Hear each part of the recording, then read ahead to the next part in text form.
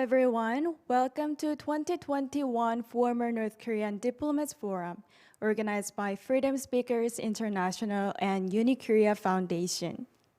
Today's forum is held and live-streamed online via FSI YouTube channel for viewers all around the world.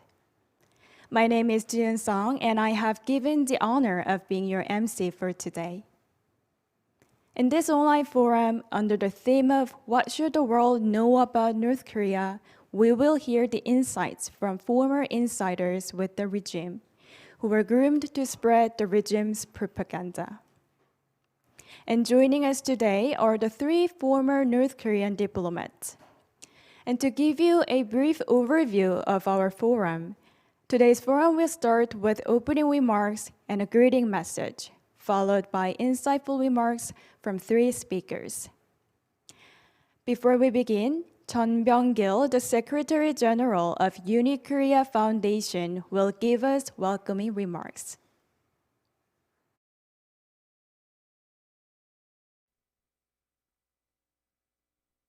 Welcome aboard. My name is Byung-Kil. I am Secretary General of the UniKorea Foundation. There are several titles that call North Korea: Kingdom of Hermit, Great Socialist Family, Juche Idea, Dictatorships, Nuclear Weapon, Guerrilla State, Brinkmanship Diplomacy, Hunger and Poverty.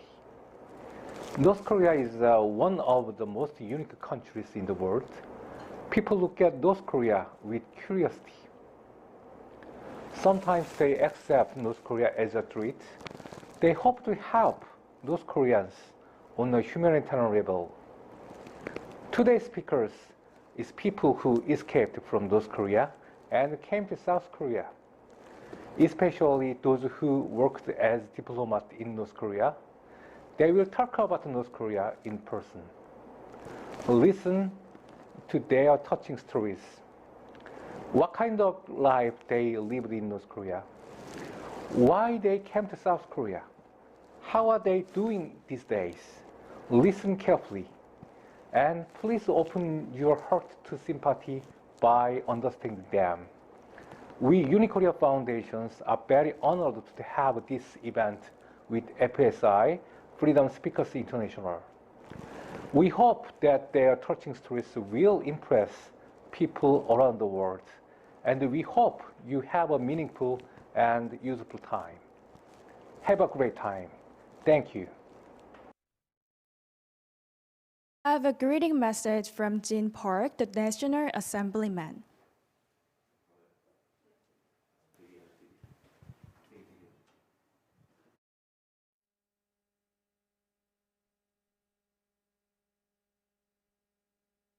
Everyone, I'm Park Jin, Congressman from Gangnam District in Seoul, and a member of the People Power Party.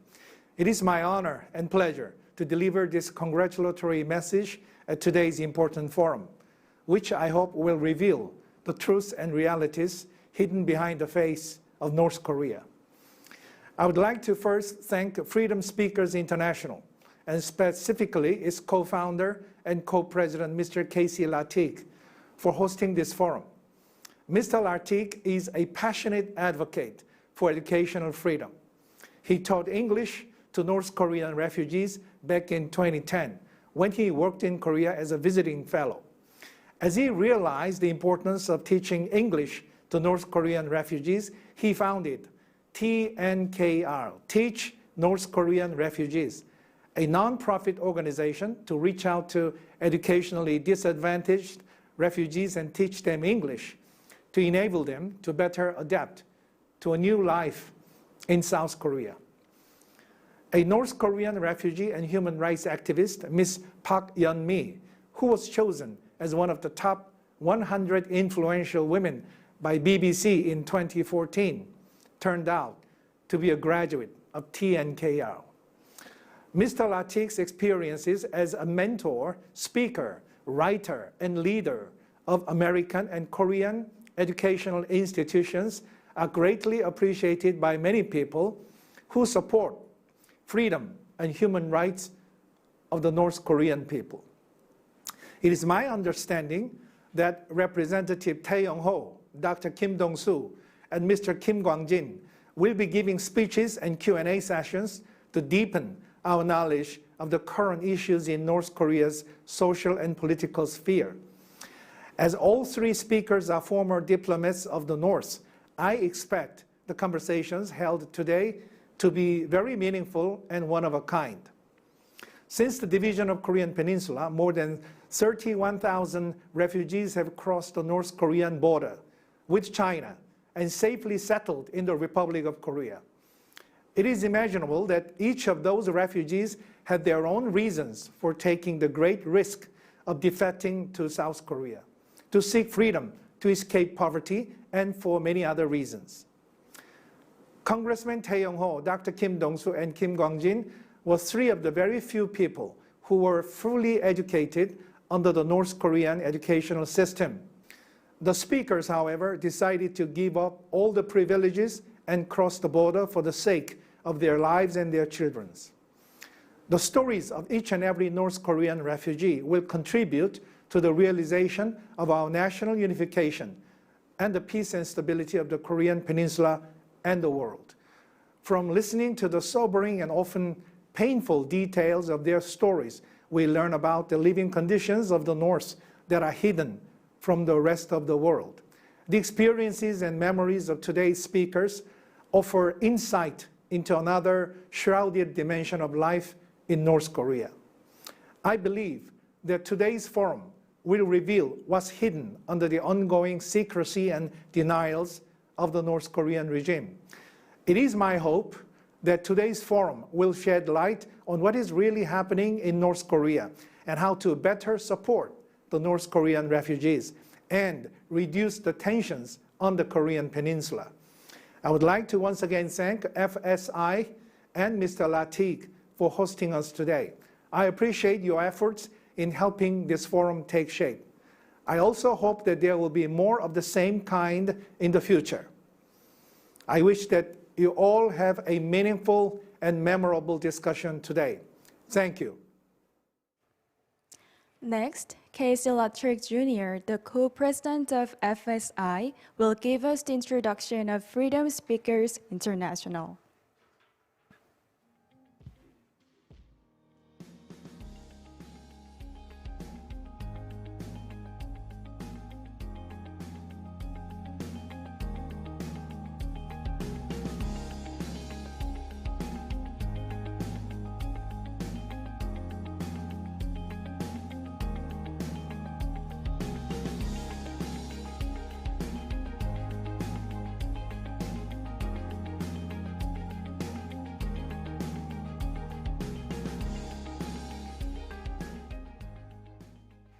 Wow, that's really touching. Thank you so much. Oh, microphone. Okay. Great. Okay, yeah, that's okay. Just bring it to me. Okay, all right, that's really touching. Thank you so much to the Congressman for those very kind comments. Now I know what the pancakes feel like when the syrup gets poured on top. Okay, just so sweet. And it's really indication of just how far we've come as an organization, that we have a South Korean congressman who is quite aware of our work and quite supportive of what we're doing. And we've come a long way. So this all started back in 2013. It was just two people, Casey Lartigue, me, and Eunkoo Lee. We wanted to do something to empower North Korean refugees. Eunkoo was working as a researcher for a government agency. And at that time, I was with Freedom Factory, but involved in lots of activities. We started in a very humble way in March of 2013 with a couple of North Korean refugees, and we've grown. For our first 7 years, we really were known for the English tutoring program. We've had more than 450 North Korean refugees study with us. We also had two other programs. One was focused on public speaking, and the other on career development. A lot of activities. It was really a fun thing. And then COVID. COVID hit, and we had to downsize our programming, so now we're focused mainly on public speaking. Okay, so we're going to take a look at the video. You can see our major activities for the beginning of 2021, actually leading up to October of this year. So let's go ahead and take a look at the video.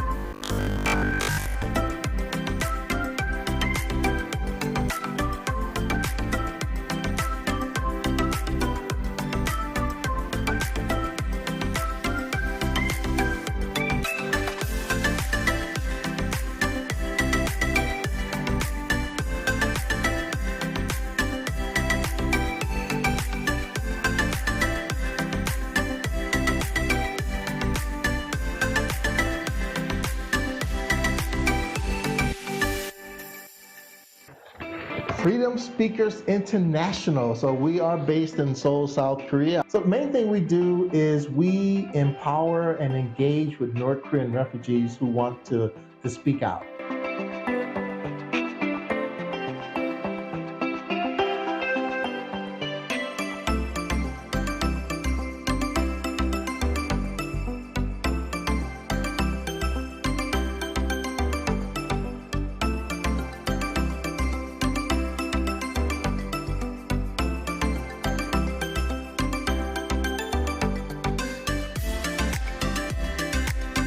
I have a question. Have you ever been to North Korea?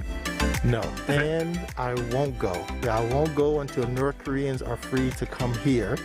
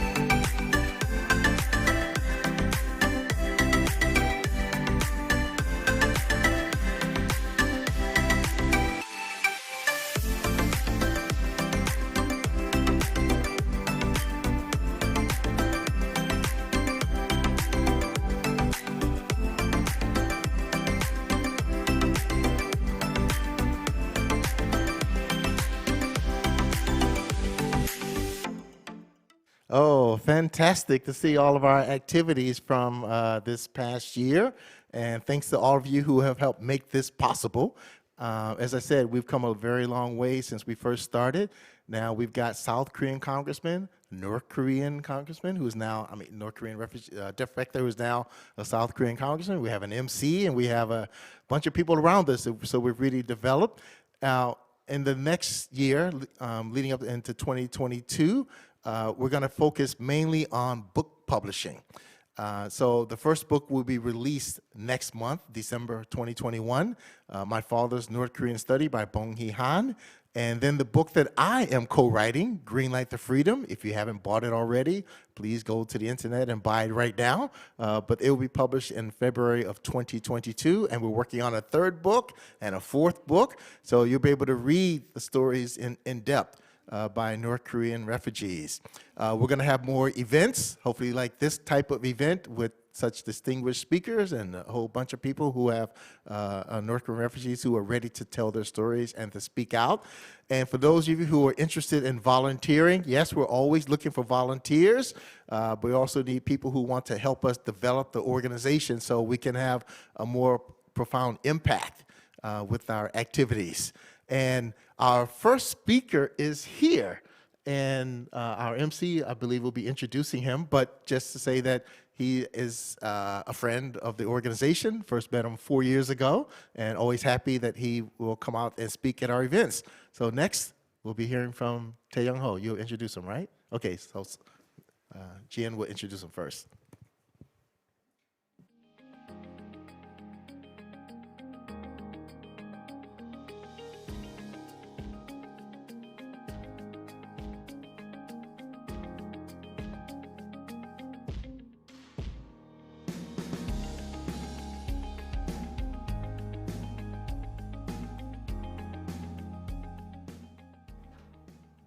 So let us begin the main session of today's forum. Our first speaker is Congressman Thae Yongho, a member of the National Assembly for the Gangnam District of Seoul. And he used to be the former North Korea's Deputy Ambassador of the UK. So let's welcome him on the floor.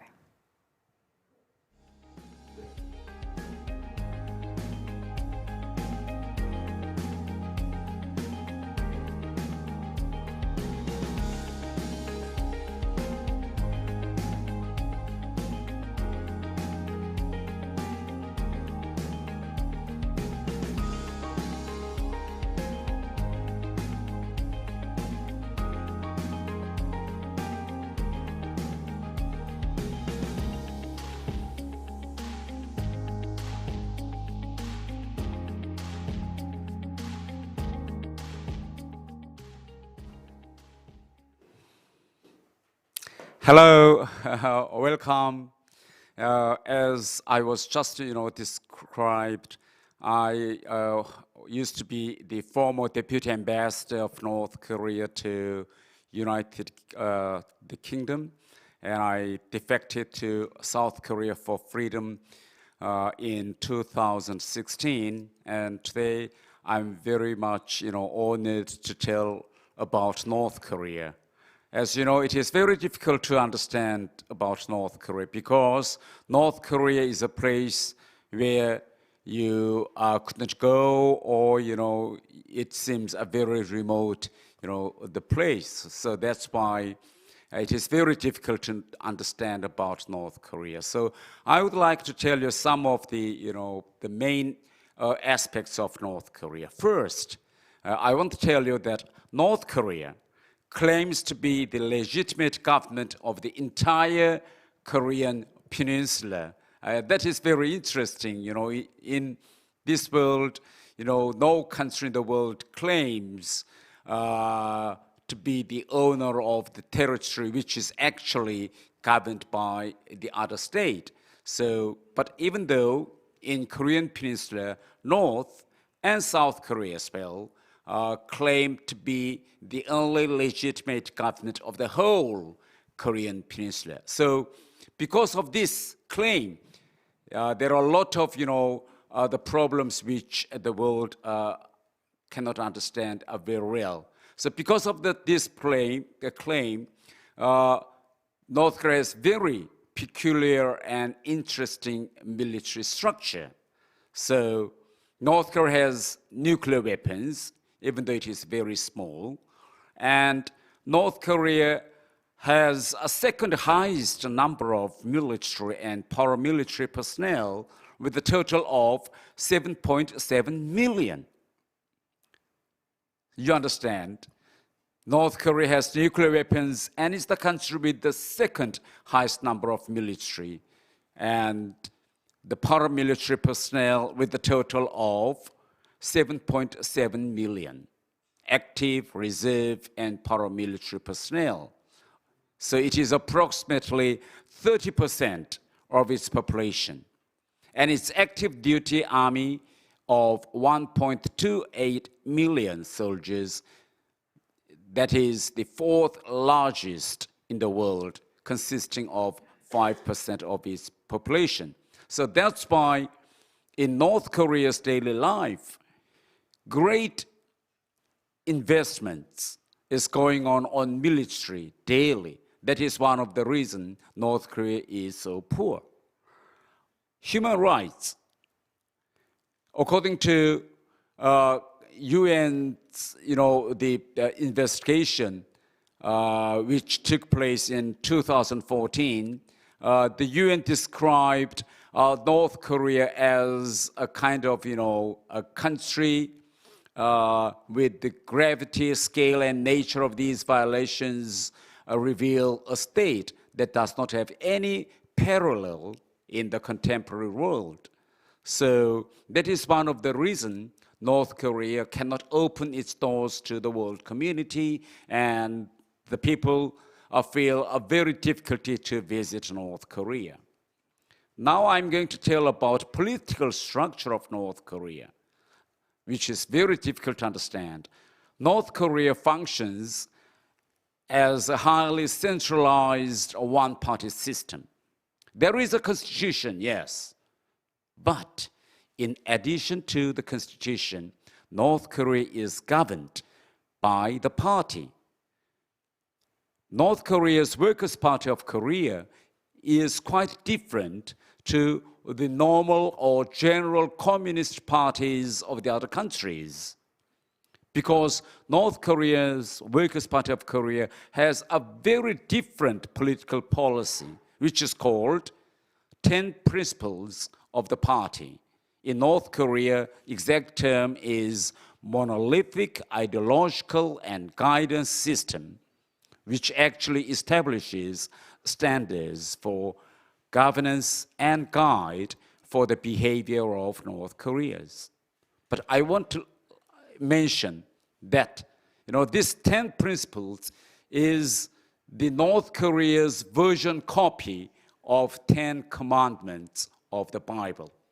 So if you go to the internet to Google and compare the difference between the 10 principles of Workers' Party of Korea and 10 Commandments of the Bible, you can easily understand how North Korea, copied the 10 Commandments of the Bible and applied to its political, structure of North Korea. North Korea's Workers' Party of Korea, led by Kim family, and in North Korea, Kim family is regarded like the god of North Korea. North Korea loves the word eternal. So, for instance, North Korea, the children and adults are taught that human being has two lives. One is physical and the other is political. Political life is eternal, while physical life is dead when you are actually dead and buried to the ground.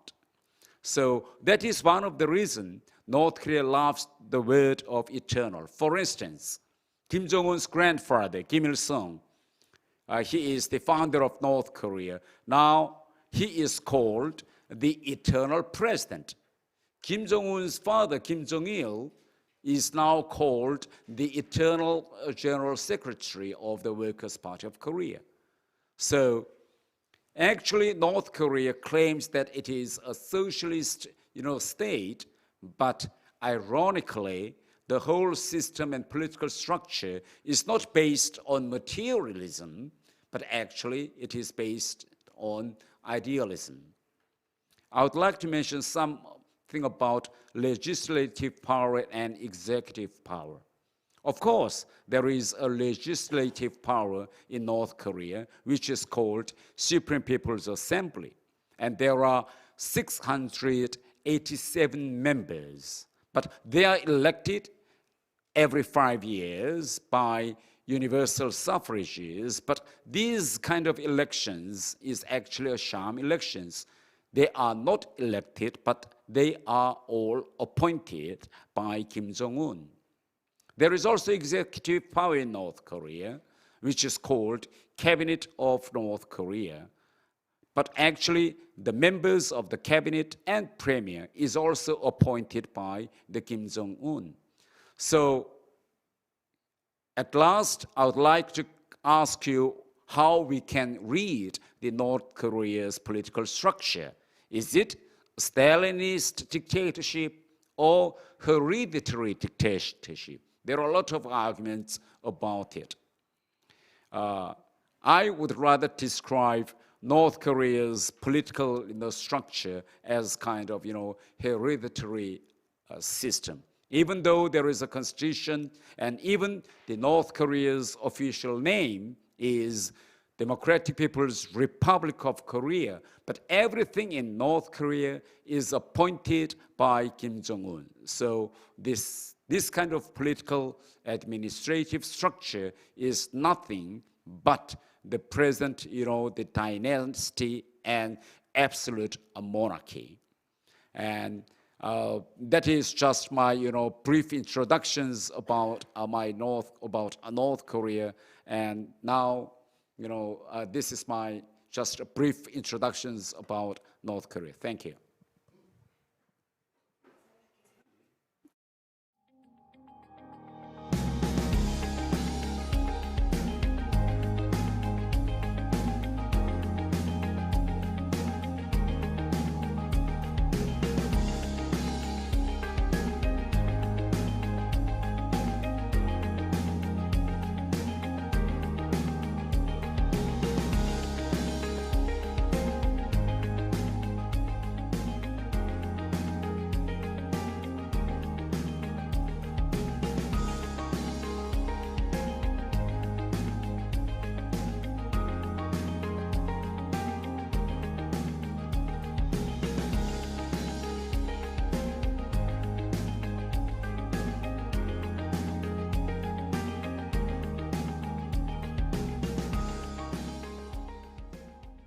Okay, excellent. So good. Thank you so much. Thank you. Good to be Casey. with you again. Yes. And okay, if you are watching this session, if you have any questions, now is the time to start typing them in. And I'll be watching and we'll ask some of the questions. But I'll start with a question. First of all, you were a member of the elite of North Korea. I assume you were having a very nice life, Yes. but you escaped. Yes. Okay, so I have a lot of reporters who contact me and they'll ask, why does anyone in the elite escape from North Korea? So what was motivation for A you? very good question. I spent a very peculiar life in North Korea. As I is introduced, I was a diplomat. So the life of diplomat in North Korea, first I can say that I didn't have any economic difficulties, yes, compared with other North Koreans. And my family, together with me, actually traveled between North Korea, Pyongyang, and European capitals every 4 or 3 years. So at the first, in my first post, I actually did not quite well understand about capitalist system of Europe, and I was too much brainwashed. But the more I spent my life as a diplomat in Europe, I started to doubt about North Korean system, all the brainwashing educations which I had, and I started to study about Europe, new philosophy, new ideology, new political structures. Then I learned that everything in North Korea is sham. This is quite against the humanity. So that is what I learned. But actually, this kind of the new knowledge about the world did not end of my defection. The main triggering, the reason of my defection is my children. I had 2 sons. They had a similar, experience like what I had. They studied in British schools, primary and the high schools, and they also led a 2 or 4 years life in London and another 2 or 3 or 5 years life in Pyongyang. So they were actually, shattered between Pyongyang and London or Denmark and Stockholm. So once, they are grown-ups, they realized that their life in North Korea was nothing but, the contemporary, current, the slave of the system. I believe they would ask you about it and you would tell them That's the right. twist. Yes. So that's why, as a father, I thought that I should, cut this chain of, slavery for my children. So that is the main reason I defected to South Korea. So I learned that freedom is much, the pressure, more precious than economic, the welfare. Okay. We have a lot of questions coming through, but one more I want to ask you. You said that you were brainwashed. Do you ever see videos of yourself speaking on behalf of North Korea? Yes, yes. And when you see yourself, what are you thinking? Of course, there were a lot of, my activities when I was in London, but at that time I led a double life because that is a kind of official events with the British pro-North, Koreans. So I had no choice, but I should try myself to defend North Korea's, the systems and ideas. Otherwise, I would be, called back to Pyongyang immediately. I had been clearly watched by the North Korean system. Okay. We already have some questions, and we'll start with Sandia, one of our volunteers in the USA. If something happened to Kim Jong-un, what do you think would happen in North Korea? I think for the first few months, there would be a great chaos because North Korean political structure is based on one man's control. Even though there is a party, political party, but the party is a kind of political instrument which dictates one family's dictatorship. So Kim Jong-un is dead.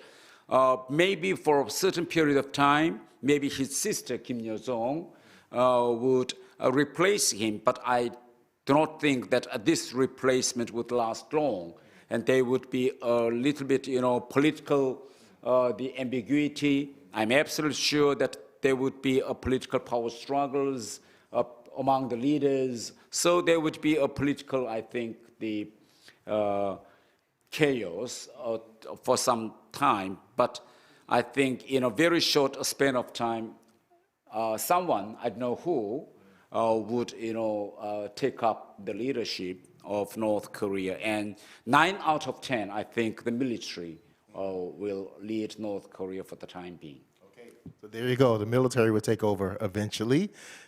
We have a question from Brent Paul, one of our supporters. How much, okay, a little sarcastic comment question here. How much does Kim Jong-un actually get done on a given day? So he says, I've always pictured him as a man-child who just plays all day and makes everyone else do any political work for him. So what is he? So what's like a typical day for the dictator of North Korea? What is clear is that Kim Jong-un didn't go to any North Korean schools, because he was, he and his sister and his brother, they were totally isolated from the whole part of North Korea, because they were not the official children of Kim Jong-il, and Kim Jong-il is regarded as a kind of, the god of North Korea. So how was it possible that the leader like Kim Jong-il had several families, Okay. According to North Korean law, it is, one wife and one husband system. So these children were totally hid from the whole part of North Korea. So he didn't go to any primary or middle or university of North Korea. And when they reached a certain age, they were sent to Switzerland with different names. And they spent their childhood in Switzerland. So it's very interesting that Kim Jong-un has many foreign friends, but not, North Korean friends in his age. Yeah. Okay, all right, there you go. And I will follow up first with a question related to the talk before. So Jieun, also one of our supporters, asked, "Hi, Mr. Thae. May I know, when did you realize you were taught untruths in North Korea, and how did you feel about discovering the truth?" Usually the discovery of truth does not, happen like, this, slow and slow, because, the education I received in North Korea is based on Marxism and Leninism, and the theory we learned is, according to economics, we learned until the Adam Smith, so there is no any Keynes or whatever. Okay. So I was learned that the capitalist system is just a jungle law. So when I was posted to Denmark in 1996, I expected that the beggars in the streets, the workers are extremely exploited, by the capitalists. But when I arrived at Copenhagen, I was surprised to see that the people there were so, the rich. They go to school without paying any, the money. When everything is covered by insurance, when you go to the hospital, they have, national health insurance system. And when I went to London, it was also another, the society, because when I was in North Korea and when I was young, I read a lot of English novels, but those novels which are allowed in North Korea are all the novels in Charles Dickens' period. Right. So there is a lot, all the sad stories, Jane Eyre or Well, that's what you would tell your sons That's to read right. Oliver Twist and to Yeah, get that's right. Yes, but when I arrived in London, first of all, I was surprised that national health system, NHS system, which was a surprise to me, the British government even offers the free medical care even to foreign diplomats as well, you know, so, and the education is free. So how was it possible? So I started to learn about the British economics, and then I learned that when the capitalism reached a certain level of development, the government actually redistributes the taxes for the welfare of the system. So the welfare system goes together with the capitalist, you know, free markets. So that is that part which I didn't know in the past. Okay. Yeah. So. Then I wonder, two questions. One is, so that was 1996. You didn't have an understanding about what the outside world was like. What would a diplomat today, leaving North Korea, how much understanding would they have? And then the second thing is you mentioned about the free health care. North Korea has free health care. That's what they say, but what's the reality? First of all, North Korean diplomats know very well that North Korea is not the system which was described by the state or the party. But the reason why they do not defect like me is that North Korea even now exercise the policy of association, guilt, you know, by association. So at least one of the children of all diplomats are kept in Pyongyang as a kind of hostage. And if you defect, you know, your parents or your brothers or sisters may be heavily punished. So even though you are free to defect, but because of this, you know, the policy of guilt by association, you can't make up your decision to say goodbye to. But in that case, you got lucky. Yes, but I was very lucky. When I arrived in London 2013, I was there only with my second, you know, the child. The first one was kept in Pyongyang, but miracle happened. In 2014, all of a sudden, Kim Jong-un allowed the university students of North Korean diplomats may go and join their parents to continue their study in foreign universities.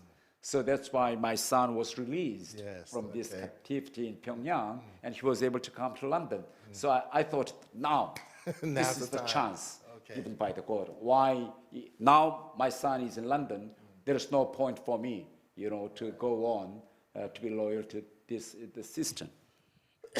And then about the free medical care in North Korea? Okay, yes. Oh, yes. North Korea has a free medical care, but the North Korean system is so poor, so that's why the government does not have any budget for this free medical system. So actually, when you want to go to visit the doctors in those government-owned hospitals, you had to bring some of the bribes to bribe them.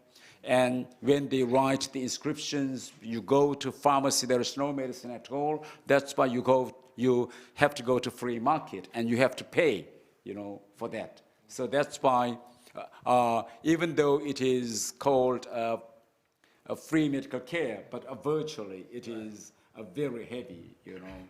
Yeah. I've even heard that the patients have to pay, buy lunch and dinner for the doctor, so it's not free. Okay, then let's go back up to the top. I missed a couple of the questions here. Okay, so Irene, one of our supporters, asked, Mr. Thae mentioned the North Korea Party's commandments are based on the Bible. And was this done intentionally? I thought Christians were persecuted in North Korea. Yes. You know, there is no any religion in North Korea officially. Yeah. Of course, in Constitution states that there is a freedom of religion and religious practice in North Korea, but actually there is no religion at all. So even though the people in North Korea are dictated to recite all the 10 principles of parties' monolithic ideological systems, but they do not understand that this is the copy of the Ten Commandments of the Bible, because North Korean people never read the Bible. But so when I arrived in South Korea, I was asked to read the Bible in Korean version, and I was surprised to read this Ten Commandments, because that is the exact more or less same as what I was taught when I was young, in North Korea. Okay, so the answer is yes. And then, Okay, you asked about was it done intentionally? Right. Very good question. Very few people knew that Kim Il-sung itself was born in Christian family. His family in mother's line, most of them are the priests, and Kim Il-sung's father, Kim Hyung-jik, he also graduated the missionary schools, and Kim Il-sung went to the churches until the age of 14. So, to my, the perception, maybe Kim Il-sung did not quite understand the Marxism or Leninism, or even though he read a lot, but he did not understand quite well. But because of this, his family's religious background, I'm quite sure that he may have well read all the Bibles, and so that's why he wants to be the God of North Korea. Right. So that's why he, exactly applied what he learned in the churches and also the Ten Commandments of the Bibles. okay, so the answer is yes. All right. And then Bethany, one of our supporters, asked, how much freedom did you have while residing in the UK and other European capitals? As a diplomat, yes. For instance, maybe I can visit the shops with my family, or I can visit the hospitals with my family. My sons were allowed to go to British schools, and also my sons were allowed to visit his British, friends' families, the birthday parties, So that's why my family enjoyed comparatively more freedom in London than in North Korea. All right, and Rachel, some of our supporters are here, great. What are North Korea's long-term goals? Will they make reforms to rejoin the global order in a more legitimate status? North Korea, the main reason why North Korea cannot join the world community as a normal state is because of this hereditary dictatorship, because there is no internet in North Korea. So why? If there is internet, then people may read, what is going on outside the world. They may easily understand that 10 principles which they have to, observe are the North Korean version copy of, the Bible. They may easily understand the basic, the management, the style of North Korea is the copy of the churches. And they learned that North Korea is one of the poorest countries in the world. So that's why they may lose, the trust and faith in Kim family. Then what would happen? They would rise up for the change of, political system of North Korea. So Kim family is afraid of this kind of change. That is the main reason why they cannot open North Korean doors to the world community. Okay. Well, somewhat related to that, a person with a bunch of numbers and letters in their name, before leaving for your first post, yes. How were you trained to view the world? They must have, extra brainwashing before you left to make sure you wouldn't learn or be changed by what you saw when you're outside. So how did they get you prepared before you left for the first time? And then did they try to paint your perception so you would not view capitalism as superior? So did they try to do any special brainwashing of you before you left? Yes. North Korea's education is totally based on the personal cult of Kim family. They North Korean education system does not teach the truth.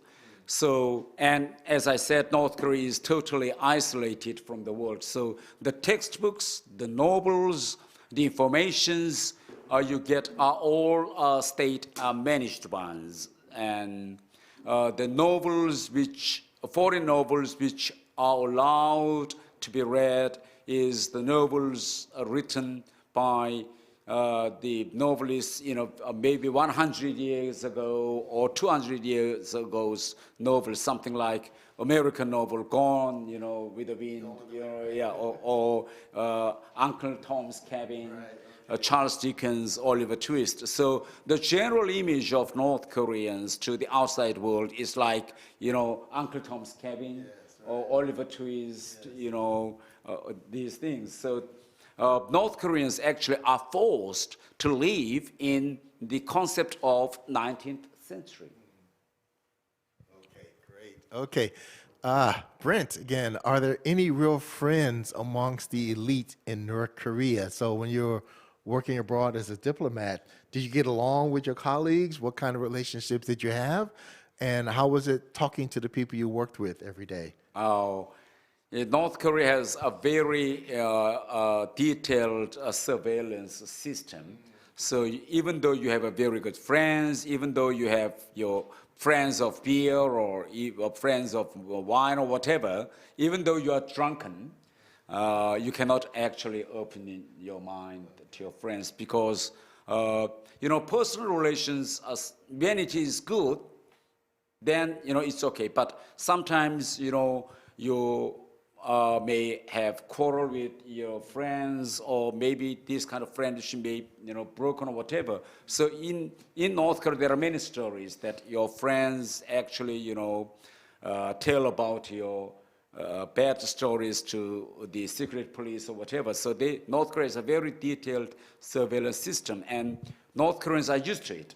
So that's why, even though you have a very good friends, it's very difficult to open your heart, even to your friends. You have to always protect yourself. All right.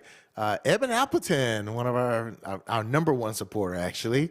What do you think of the what do you think is the possibility of unification of the two Koreas? And then if it's going to happen, when will it happen?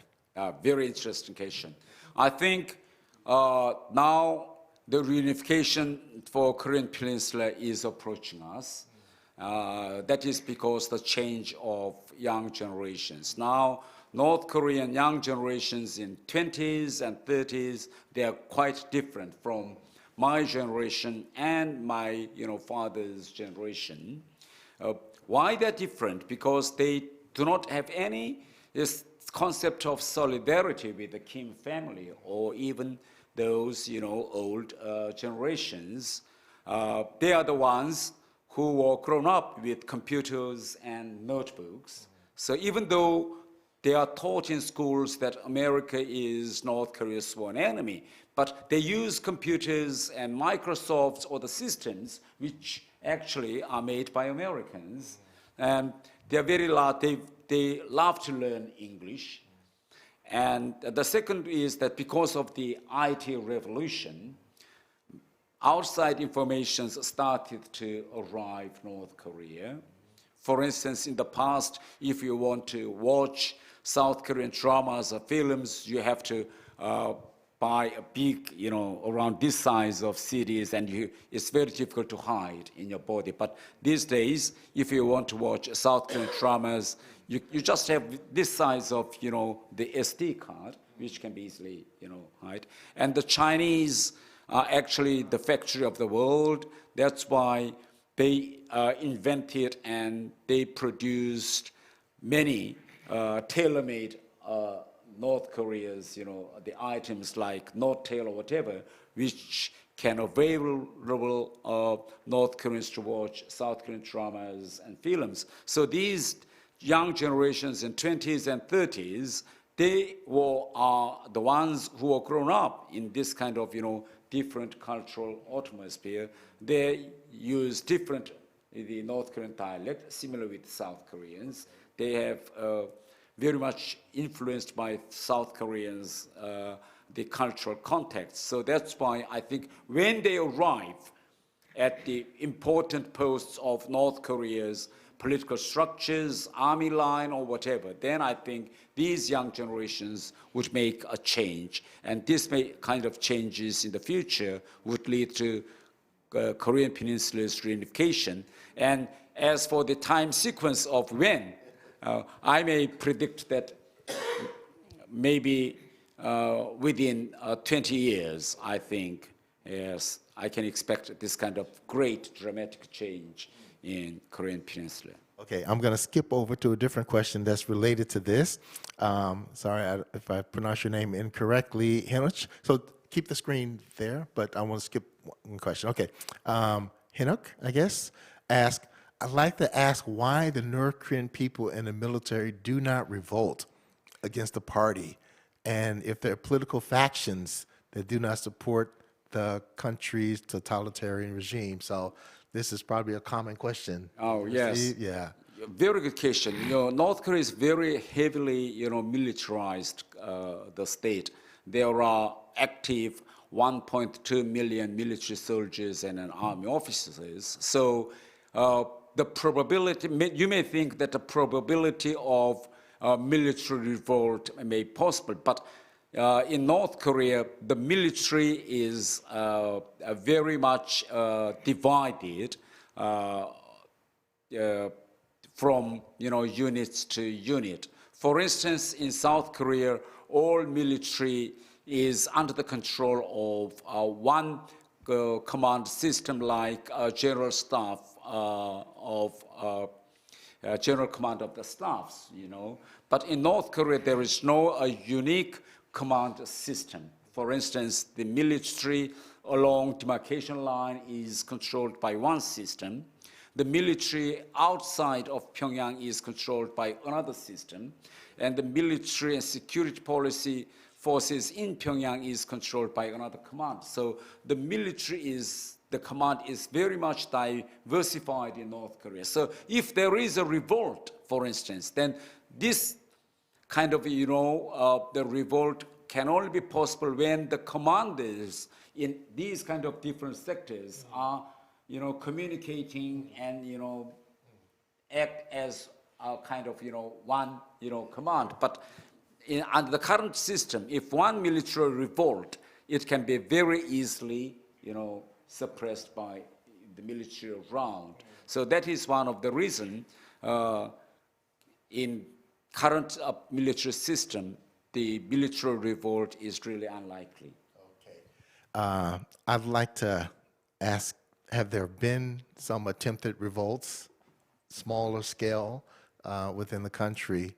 Yes, there was a very small scale of attempted, but so far these small scale attemptations were discovered in advance, and there were many, the suppressions and even persecutions of high military ranks. So far it is not very successful. Okay. Now, actually, we have a book coming out later this year. The title of it is My Father's North Korean Story. The author, what's the actual author's name? I forget. Peter O. Wan Han-chae, and you know his daughter, Han Bong-hee. You met her in the past. And one thing that he said in the book is that escaping from North Korea is a revolutionary act. Yes. Because you don't have power within the country, and you can't have a revolt within it. The one thing you can do to rebel against the regime is to escape. Yeah. And I thought that was really a profound point that he made. So, but within the country is going to be very, very difficult to get it done. So, okay, then, okay, so I'll go back up to Bethany. Her question, were North Koreans aware of the penal political labor colonies, Kwanliso, and how difficult did they feel about them? In North Korea, everyone is taught that the people are divided into two. One is people, they call it people. The second one is called anti-revolutionary elements. And when you are caught and sent to these, concentration camps, or you may say political prisoners, the camps, they are regarded as anti-revolutionary elements. And according to North Korean theory, anti-revolutionary elements are not protected by the law and constitution. So the people are just scared of these, the arrests and sudden disappearance. So North Korea system is governed by this kind of a policy of terror. Okay. So when's the next South Korean presidential election? Is it 2022? Okay, so Thae 2027? Yeah. So will Thae Yongho run for president? Oh, no, South you mean? Thae in 2027? Okay, well, I'll be your campaign manager? Okay, so will you run for president? Sorry, Mr. asked, would you ever consider running for president of South Korea? No. I don't think so, because I have to learn too much. It's about, actually, as a politician, I'm very young. I am just in stage of primary school, and I have to pass, the middle and high and university, so I have to go a long way.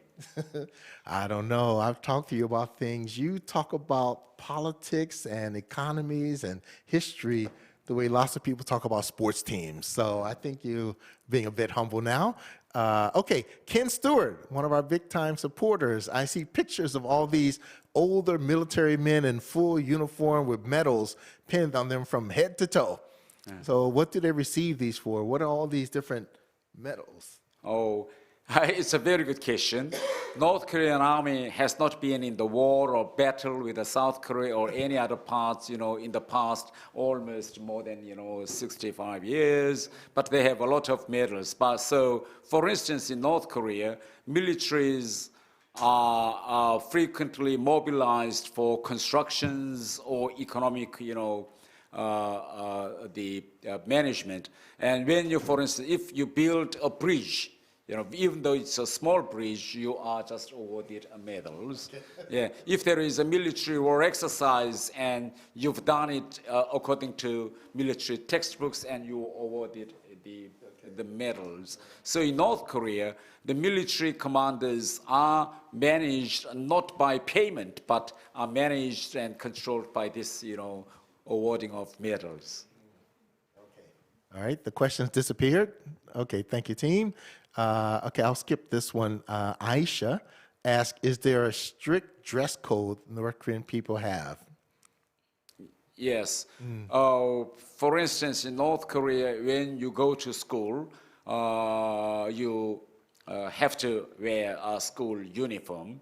When you go to university, students must wear university uniforms. And university is like a military academy of the other countries. Inside the university, you have to move in, units. And in North Korea, the class of the university is regarded very small, the last part of military, something like paramilitary reserve, So there is a very heavy dress code. But the point is that these years, the young generations do not actually, observe this very heavy dress code. Many of them wear a little bit, South Korean style of the uniforms. In North Korea, they have very strict hair, the code. Children and people are not allowed to have long hair, but if you go to North Korea, you can easily see many people have, a little bit, long, the hairs, So even though there is a very heavy dress and hair code, but this kind of, the code is now more and more going to be weaker and weaker. Okay. But why is that happening? What's the change within North Korea that they're not enforcing it as much, or just so many people are doing it? Yeah, there are much more forces, but the people just want to imitate what they have seen in South Korean dramas or movies. That's why these cultural changes are taking place. Stanley, one of our supporters, asked, how can North Korea produce all these advanced weapons when the country is so poor? It's not just the money. what is the source of education for the scientists and industrial workers? Education and industrial workers and investment. As I have said, that our North Korean constitution claims that North Korea is the single and only legitimate government in Korean Peninsula, and their destiny is to reunite the whole Korean Peninsula with military forces. So that's why the government and the party invest all available resources for this, the nuclear weapons and the armies. And another thing is North Korea is a socialist economy. That's why they can easily invest huge human sources for this military, the research and development. That is the reason why North Korea is so poor, and still North Korea cannot solve the problem of famine. Okay, all right. Jieun, she says, hi, Mr. Thae. Have you been to the rural areas in North Korea?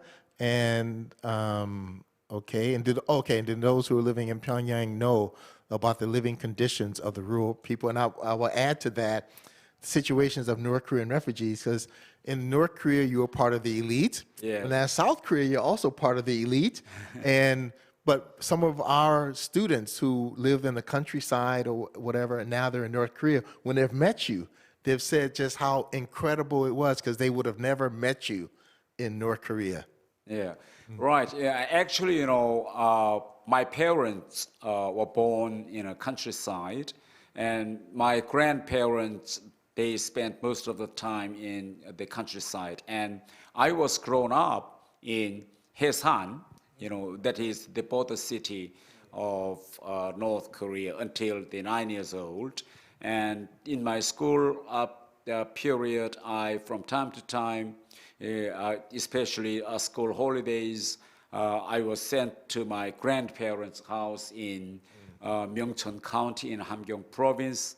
And most of my relatives, they are still living in Hamgyong County. So I think those countryside life is not something remote, the part of my life.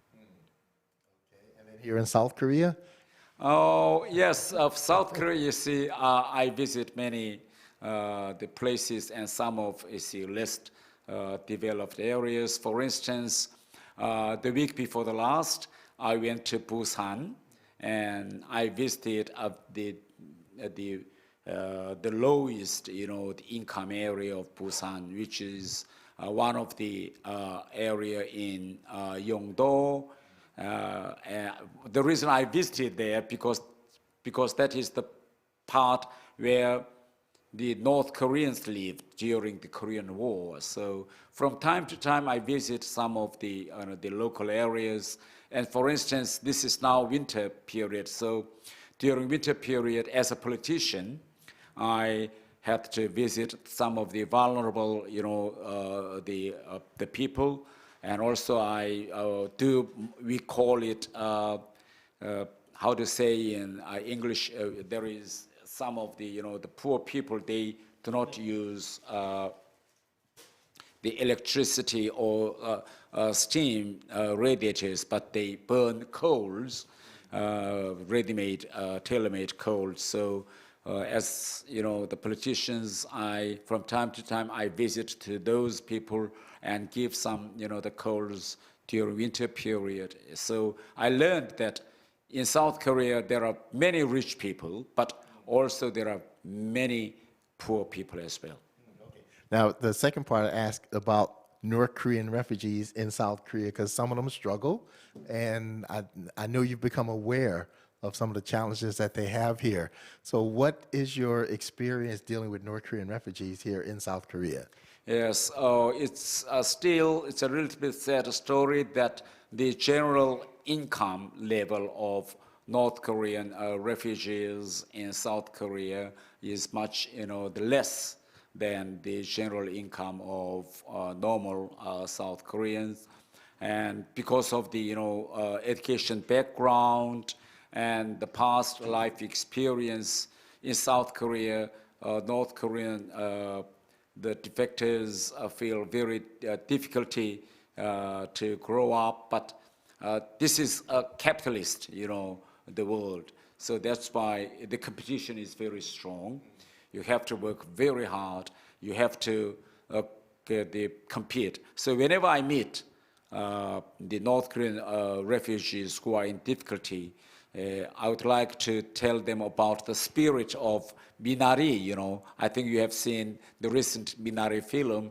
You can easily understand how the first, South Korean generations in America, how they overcame the difficulties in America as a first immigrant generations. So the life of immigrants, no matter whether you are North Koreans or Indian or Pakistan or African, whatever, the life of the first generation immigrants are really, really difficult. So that's why you have to work very hard. That is the only answer, which I can give. Because state welfare system does not solve everything. Okay, by the way, I'm working on a book right now with a North Korean refugee who she lived in the countryside. The title is Green Light to Freedom. I'm going to give you a copy of it. Please read it, okay? All right. But she lived in the countryside, and she's now escaped to South Korea. I want you to read the book. Okay, all right. And then, so there's a question earlier about Kim Jong-un's typical day.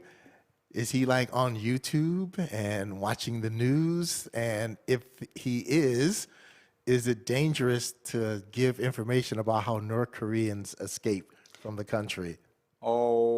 First of all, in Kim Jong-un's office, there are many TV channels like, South Korean TV channels and Americans like CNN, BBC, whatever. And when I was in North Korea's foreign ministry, we call it CNN and VOA, BBC, NHK system. That means that many North Korean diplomats, they translate everything broadcasted by CNN in order to report Kim Jong-un. And I worked some time as a kind of radio team, and every day we translate. At that time, we translated all the news and the reports by VOA, BBC, NHK, and we circulated this radio report to North Korea's, the whole diplomats inside the foreign the system. So Kim Jong-un and Kim family know very well what's going on in South Korea and worldwide, even though they don't allow internet to North Korean people. And another thing is that, yes, sometimes a kind of, the publicity of North Korean escapees in South Korea may make their left families dangerous. So many of them are very careful about their publicity. But, people like me, I do not actually, I do not mind. So because, I think that it is my mission to make change. But you have talked about what happened to your family after you escaped. Can you talk about that? Yeah. I continue to say that maybe my sister and brother might be sent to concentration camps and whatever. And in order to kill all my, the testimonies and, the interviews, all of a sudden in April of 2017, North Korea invited a CNN team to interview my sister and brother in order to tell that what I say to the world are all, the lie. So I was able to watch my sister and brother in 2017, but from 2018, I couldn't see any more, so I do not have any information about my relatives or my brother and sister in North Korea. And then just the final part of the question, I don't know if you answered, was, is it, okay, yeah, you did, actually, it's okay. All right, and then Brent, why is America North Korea's sworn enemy instead of South Korea? Why do they target my country instead of this country? Yes, first of all, North Korean, the political system and this hereditary dictatorship can only be possible by making enemy of outside. And Kim family wanted to be predicted as a kind of savior, of North Koreans against this outside, the enemy. So the creating of enemy is one part of North Korea's politics. Why America? According to the educations I received, is that America is responsible for the division of Korean Peninsula with the Soviet Union. That is the first. Second thing is that North Korea almost occupied the whole Korean Peninsula in Korean War, but because of this America's intervention, the reunification of North Korea was not realized. So North Korea lost the opportunity of occupying the whole Korean Peninsula because of the America. That is the second reason. The third reason is that North Korea wants to do it again, to occupy South Korea again, but America left its forces in South Korea in order to check and keep the peace on Korean Peninsula. So that's why still even now, North Korea educates its population that America is the sworn enemy against North Korea. So if America did withdraw the troops from South Korea, what would happen? Oh, first of all, if there is no Americans in South Korea, then all of a sudden, Kim Jong-un may rely on military adventurism, because so far, as long as there is America, Kim Jong-un will not take that kind of risk of adventurism. But if there is no Americans, then I think the probability of this military adventurism is really high. Why? Because North Korea, is much poorer than South Korea. North Korea's conventional forces are weaker than South Koreans. But why Kim Jong-un tried to, invade South Korea if there is no Americans? Because North Korea heavily, is dependent on China and Russia. So they think that once the war is broken out again on Korean Peninsula, then Russians or Chinese, cannot be, a kind of, observers play. They should, involved in this war. So if there is another war in Korean Peninsula with Chinese and Russian support on North Korean side, then North Korea still strongly believe that they can easily win this war if they, have solidarity with China and Russia. That is really a very, risky military adventurism. So in order to prevent that adventurism, I think American forces must stay in South Korea. Okay, and Ingrid, one of our volunteers, asked, what are your recommendations for reading to learn about North Korea's history and theories of reunification? Let's see. So how do we, too many things in one sentence here, but so let's just take one part. I guess she might be focused on North Korean history. So if people want to read, I hope I'm getting it right, Ingrid, but North Korea from the North Korean view? Well, I do not understand. Yeah, okay, I think, Ingrid, try again. Hopefully we can get back to the question. The next one is, speaking of dramas, what do you think of portrayals of North Korea in South Korean entertainment? And do you think if North Korea ever lost the support of China, that the regime would collapse? Yeah, first of all, there are a lot of, the portrayals in South Korean dramas and movies of North Korea. Sometimes I do not agree with, because they just want to make fun, of North Korea, especially the dialect or the culture. But there are some very good dramas and movies about, inter-Korean relations or about the North Korean people. So I think the portrayals by South Korean movies or dramas are, case by case. There is no any standard, the comments on it. And I'll ask two questions. So number one, what about the portrayals in North Korea of South Korea? I mean, some people say they don't even talk about it, but there's some occasional dramas and features that show South Korean life. I think it's probably pretty negative. And then, of course, I have to ask if you watch Squid Game. yes, I watched this the Squid Games, and even some North Korean media has mentioned about these Squid Games. North Korea said that this Squid Game is the exact portrayal of extreme capitalism. Of course, the Squid Game is in the concept of entertainment. I think it is good success, but I don't think that the Squid Game exactly portrayal of South Korean reality, because this Squid Game does not show about the welfare system of South Korea, which is very good. There is no any the government policy of caring these vulnerable people. They too much emphasis on the competitions.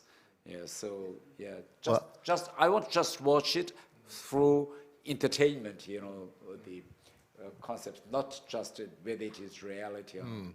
Okay, well, my prediction is that we're going to have the Squid Game escapee one day who's going to come to South Korea and say, I saw that I can make a lot of money in a game. So, because now people escape, not even trying to get money. But I think one day we're going to have someone who escaped for that reason. Okay, and then the second part was about China.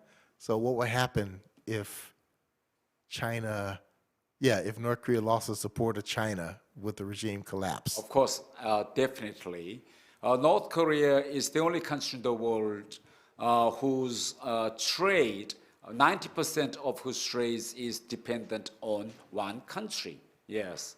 So if Kim Jong-un lose the support from China, that means that North Korea may be totally isolated from the world.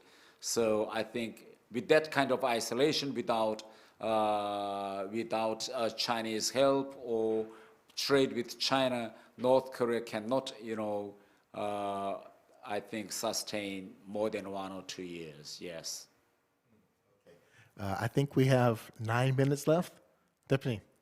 No. Okay, we have 9 minutes left, so a couple more questions. Oh, Kim Ji-hae with okay.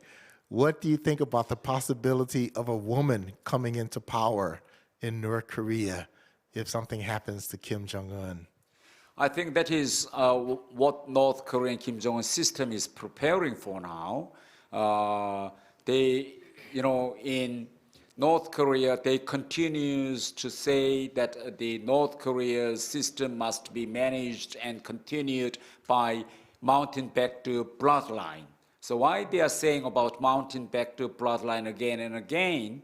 If you say about mountain back to bloodline, it is Kim Jong-un, and after Kim Jong-un, it is Kim Yo-jong until Kim Jong-un's son is grown up enough for that succession. So that's why there is a probability if Kim Jong-un dies early and Kim Yo-jong may take up the post as a woman. But I do not think that Kim Yo-jong's, the rule of North Korea may last quite a long time. Maybe for a temporary 1 or 2 years, of course, but in a very short span of time, I think there would be a great change, power, the struggle and the structure in political systems.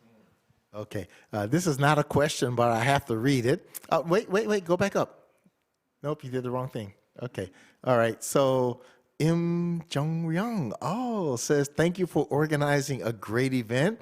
It is truly an insightful and interesting event. We respect you, Professor Casey Lartigue. I teach public speaking at Seoul University of Foreign Studies, so thank you so much for that comment. And then Donald Kirk, longtime journalist covering Asia for since 1965, I think. What do you think of calls for an end of war agreement or even a peace treaty? And will Kim Jong-un go for it or honor it? Because there's some people, I think you know about this, say that we just need a peace treaty between the two.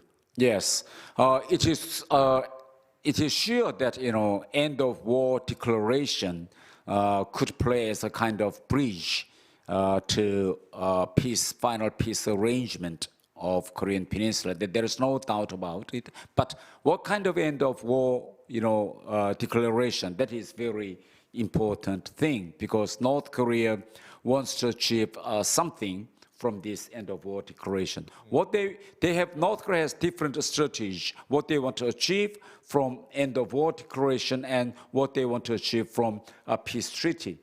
In end of war declaration, North Korea wants to reach two goals. One is dismantlement of UN command in South Korea. The second one is accept North Korea's nuclear status. So they want to reach these two goals. The first one, UN command in South Korea. According to Armistice Treaty, there is no exact, the legal, the clause that a UN command must stay in South Korea. So if end of war declaration takes place, then that is the end of war. So North Korea will continue to argue that since the war is end, what is the merit and the reason of us continuing UN command in South Korea? The second one is North Korea now wants to achieve the principle of mutual respect by the end of war declaration. Armistice agreement is just a temporary stop of the war, but end of war means it's a kind of announcement that both two sides would not attack or invade. So this end of war declaration must be based on the principle of mutual respect. Now is the time that whether we can accept this mutual respect, you see, through end of war declaration. For instance, President Moon Jae-in said that even though end of war declaration is enacted, there would be no change in security structure of South Korea, where ROK and US military alliance and US forces stationed in South Korea play a deterrent role in South Korea. But President Moon Jae-in did not mention about what would be the future of UN command in South Korea. In return, North Korea wants to be respected that the North Korea's security structure, which is based on the nuclear weapons. So North Korea wants to trade with these two security structures with South Korea. One is ROK and US military alliance to trade with the North Korea's security structure based on nuclear weapons. So now comes the question whether South Korea, together with America, can reach a principle of mutual respect of the other's security structure. That is the question. So I think if we accept these arguments of Kim Jong-un and North Korea, then that could be a very, risky trap, for Americans and South Koreans. So we should be very careful on it. All right, I'm getting the signal that we should wrap up. Okay, it's been really, really informative. Really want to thank you for coming out and participating in our event. I don't know if you have a final statement you'd like to make. Thank you, everyone. It's nice meeting you, and I think I really appreciate this kind of talk, and I really, want to go on this kind of, the free talk with Casey. Casey, so far has been a very helpful, not only for English education for North Korean escapees in South Korea, but Casey actually helped many people to go to America to continue their study in America. And I want to join everyone to the project, managed and initiated by Casey. All right, thank you so much. Freedom Speakers International, and co-founded with Ms. Eunkoo Lee. Thank you so much. Our team has grown, and we even have great people like you participating in our event. Thank you so much. Okay. Again. Okay. Thank you very much, everyone, and I hope to see you soon.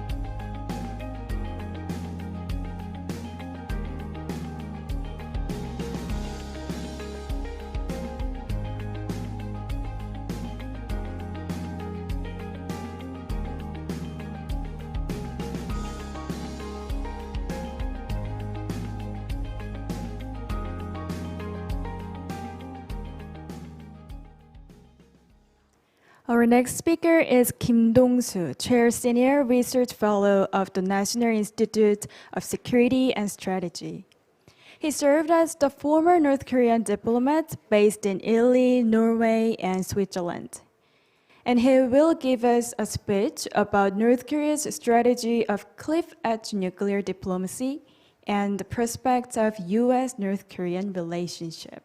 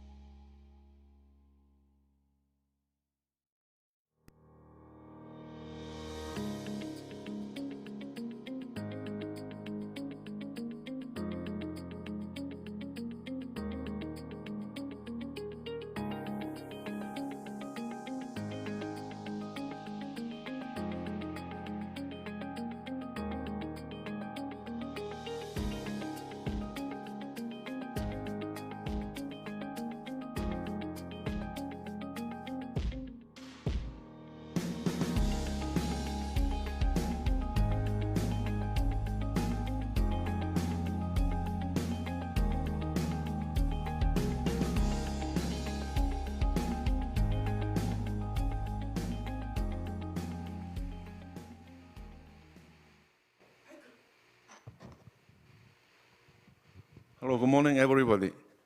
My name is Kim Dongsoo, the former North Korean diplomat and the former senior researcher of the South Korean Institute for National Security and Strategy.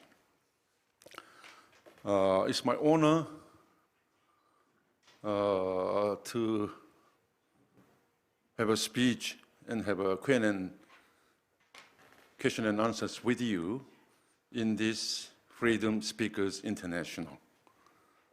As far as I know, I was suggested that I have 1 hour by Casey. So I will make a speech about 30 minutes first, and then I have the question and answers with Mr. Casey together.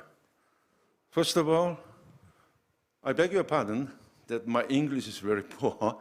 My English is very poor, and I didn't English very much since I came to South Korea in the past more than 20 years. And the parliament man Thae Yongho, the former speaker, was my best friend who had studied together with me in the Pyongyang Foreign Languages College and who had worked with me together in the foreign ministry and also in the embassies in various countries in the world together. Now we have free contact in Seoul for the good cooperations for the liberation and democracy of the North Korea. So, first of all, let me make a so-called speech about North Korean issue. My title, which I was suggested to make a speech today, is about North Korean nuclear development, weapons development in North Korea. So let me try to read my paper, which I prepared before, because I can't see the screen clearly from here, since of my eyes not good. So let me try to read about the North Korea's strategy of brinkmanship nuclear diplomacy and the prospect of U.S.-North Korean relations in the future.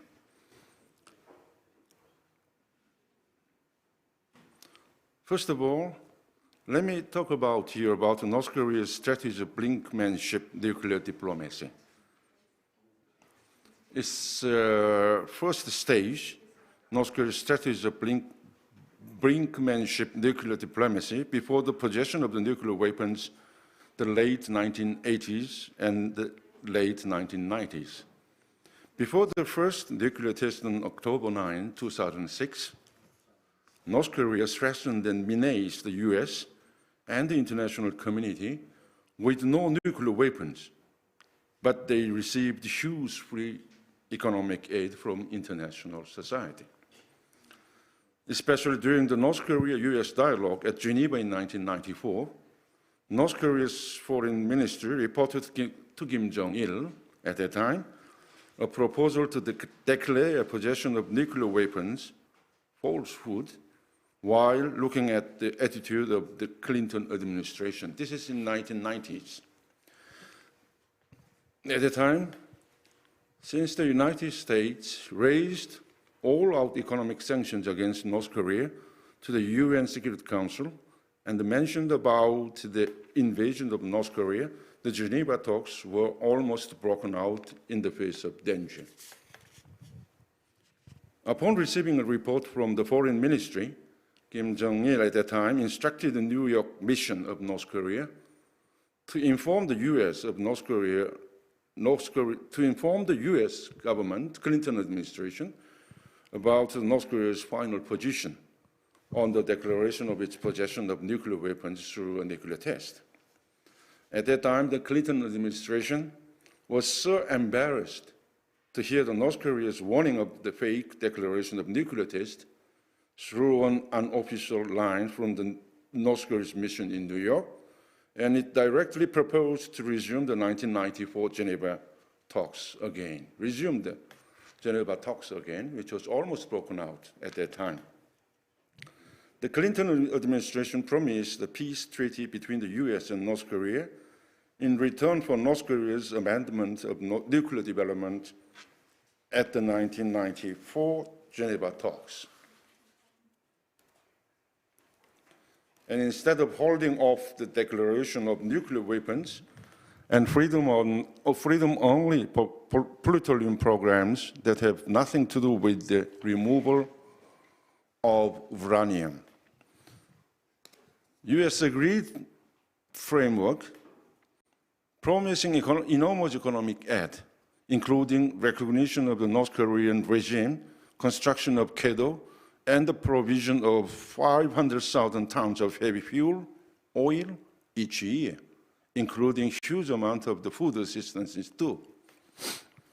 Kim Jong-il personally awarded the highest Republican medals to all members of the nuclear talk force team, including Kang Seok-ju, Kim Kye-kwan, former Foreign Minister Lee Yong-ho, and current First Vice Foreign Minister Choi Sun-hee, who successfully led the Geneva Agreement between North Korea and the US in 1994. And Kim Jong-il instructed to develop the nuclear weapons more vigorously in the future, too, while continuously putting on the thick, smart screen to ensure the international community, including the US, that North Korea has nuclear weapons in full swing. Specifically, he instructed to use the nuclear cards to the most and continue to receive huge economic aid from the United States and South Korea.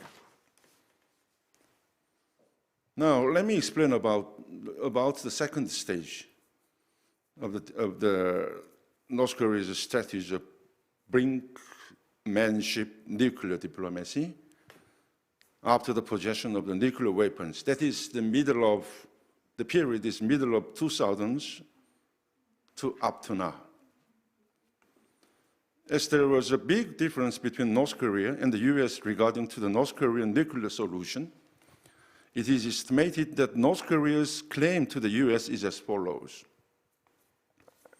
It looks like that North Korea insists on dismantling its nuclear weapons program through the third phases, namely the dismantlement of its future nuclear program, current nuclear program, and the past nuclear program, while insisting on the principle of simultaneous actions to resolve the North Korean nuclear issue.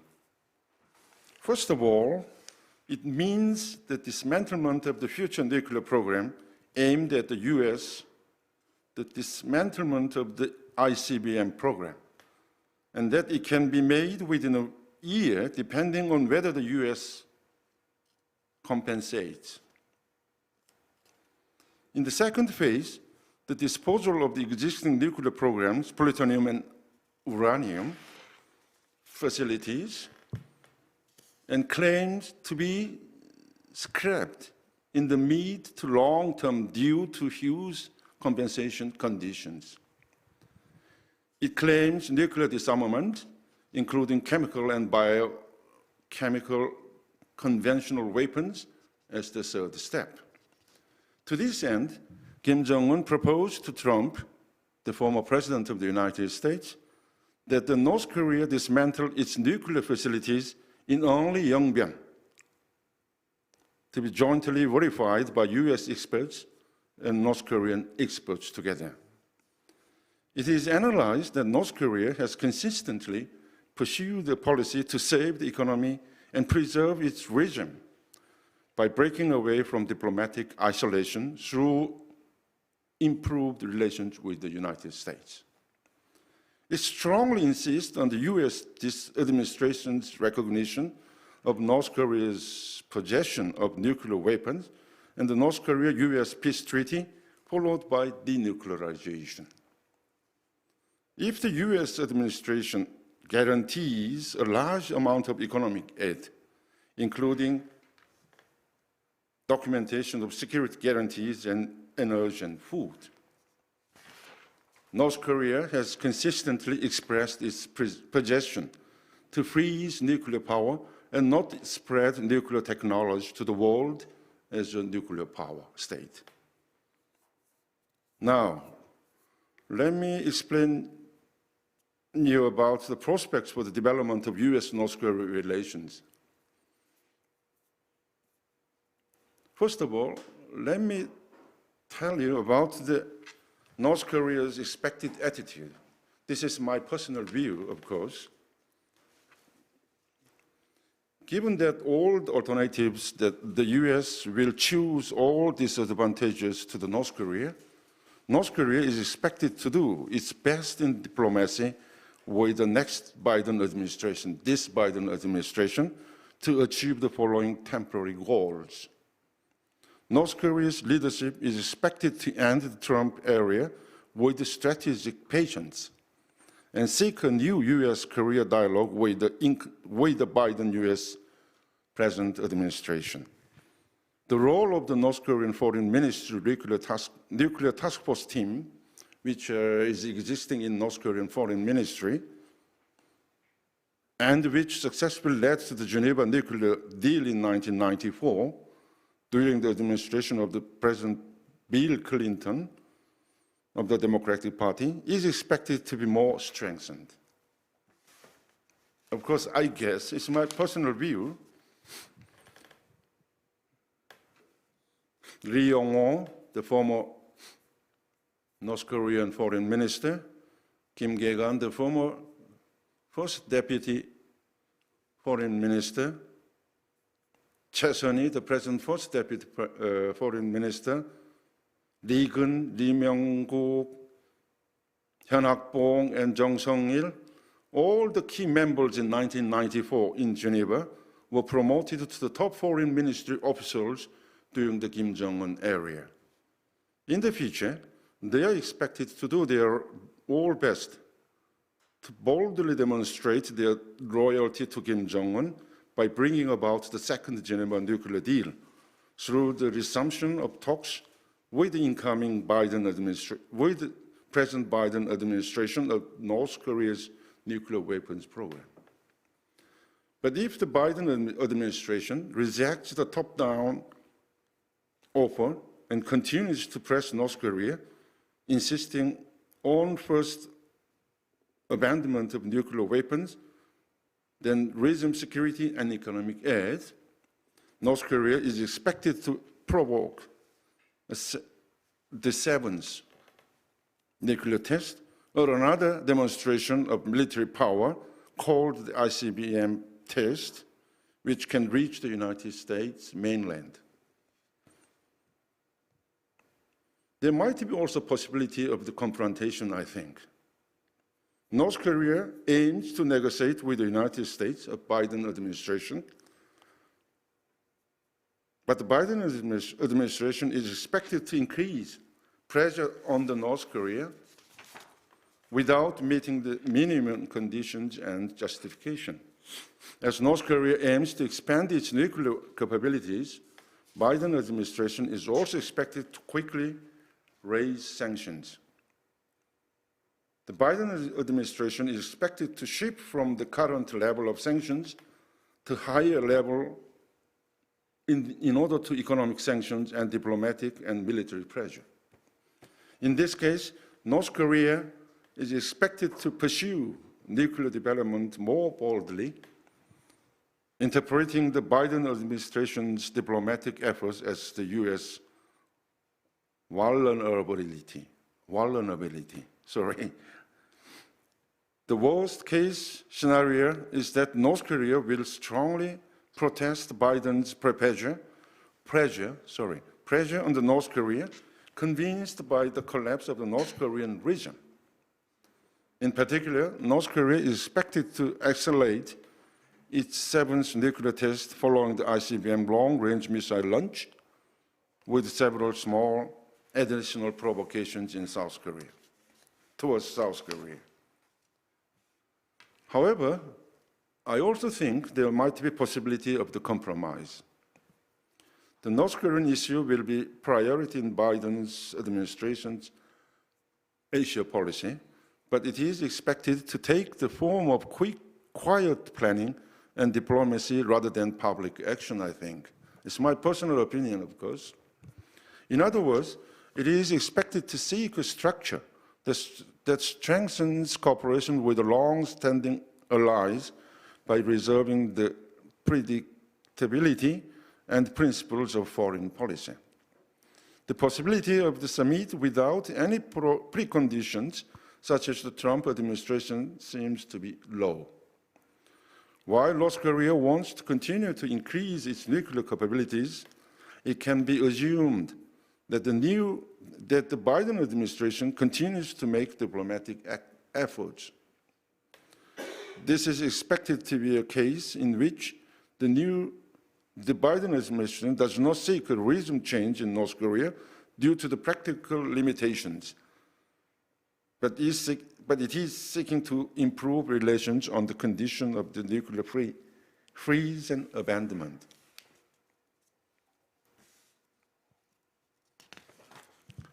In this case, the possibility of the bilateral talks between North Korea and the USA on a more practical level, when North Korea claims cannot be ruled out. Nevertheless, if North Korea pushes ahead with the SLBM launch test in the wake of the incoming South Korea's US military drills, it is expected to deal with the North Korean nuclear issues unprecedentedly tough. In this case, the US is expected to stick to its stance that cooperation with South Korea must deter North Korea from developing nuclear and long-range missiles for the sake of the US national interest, including stopping the proliferation of weapons of mass destruction. Let me tell you about the implications. Lastly, as we have seen above, North Korea's nuclear capability is already unofficially recognized by the United States and Western intelligence agencies. It is analyzed that North Korea will continue to be highly precise and diverse in terms of quantity and quality in the future. Over the past half-century, North Korea has been focusing on nuclear development, while neighboring countries, including Russia and China, as well as the United States and Japan, have held numerous ostensible diplomatic talks to denuclearize the North Korea. But looking back on today, half a century later, it is no exaggeration to say that it has failed to produce inferior results and that it has been helplessly subjected to the brinkmanship tactics by North Korea to buy time for its nuclear development. And they are shouting that they have already possessed nuclear weapons in front of the world. In the surface of dialogue, North Korea became more enthusiastic about about developing nuclear weapons and missiles. And at the 8th Congress of the Workers' Party of Korea, Kim Jong-un officially declared North Korea in the face of the world. It is no exaggeration to say that the international community and the free world camp's strategy to respond to North Korea's nuclear weapons program failed in the past period. The reality is that North Korea's nuclear capabilities are being completed, and even the intercontinental ballistic missiles, ICBM and SLBMs, which can carry nuclear weapons to the United States mainland, are showing forces. Nevertheless, we need to realize the harsh logic of power and take more initiative in responding to the international community and the UN Security Council's pressure on North Korea. First of all, it is analyzed that the status quo of the South Korea-US alliance is desperately needed, as the North Korean threat still persists on the Korean peninsula without complete denuclearization of the North Korea. It is highly likely that the signing of the peace treaty, not the establishment of the substantial peace treaty, will lead to the withdrawal of US troops from South Korean territory and the dismantlement of the South Korea-US alliance without easing tensions on the Korean peninsula in the future. Therefore, even if the declaration proceeds smoothly, the joint goal of the Korea-US alliance at this stage is to maintain a strong deterrence against North Korea, considering that it will take a considerable amount of time for North Korea to completely denuclearize. On the other hand, it needs to carefully consider the open with US and close with South Korea policy, which North Korea directly negotiated with the US over South Korea during the Bill Clinton administration. It is important to work closely with the United States and the exit strategies for future pressure on North Korea, so that the same thing does not happen in this Biden administration. For now, it is not easy to gauge under what conditions we can talk to North Korea, but it is necessary to clarify our government's, the South Korean government's denuclearization policy and specify the scope and target for denuclearization clearly. It is also necessary to establish Seoul's position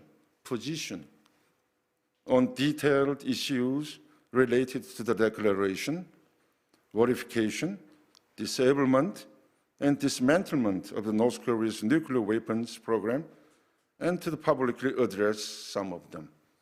Thank you very much. Now, I'm ready to give you answers according to your questions. Thank you.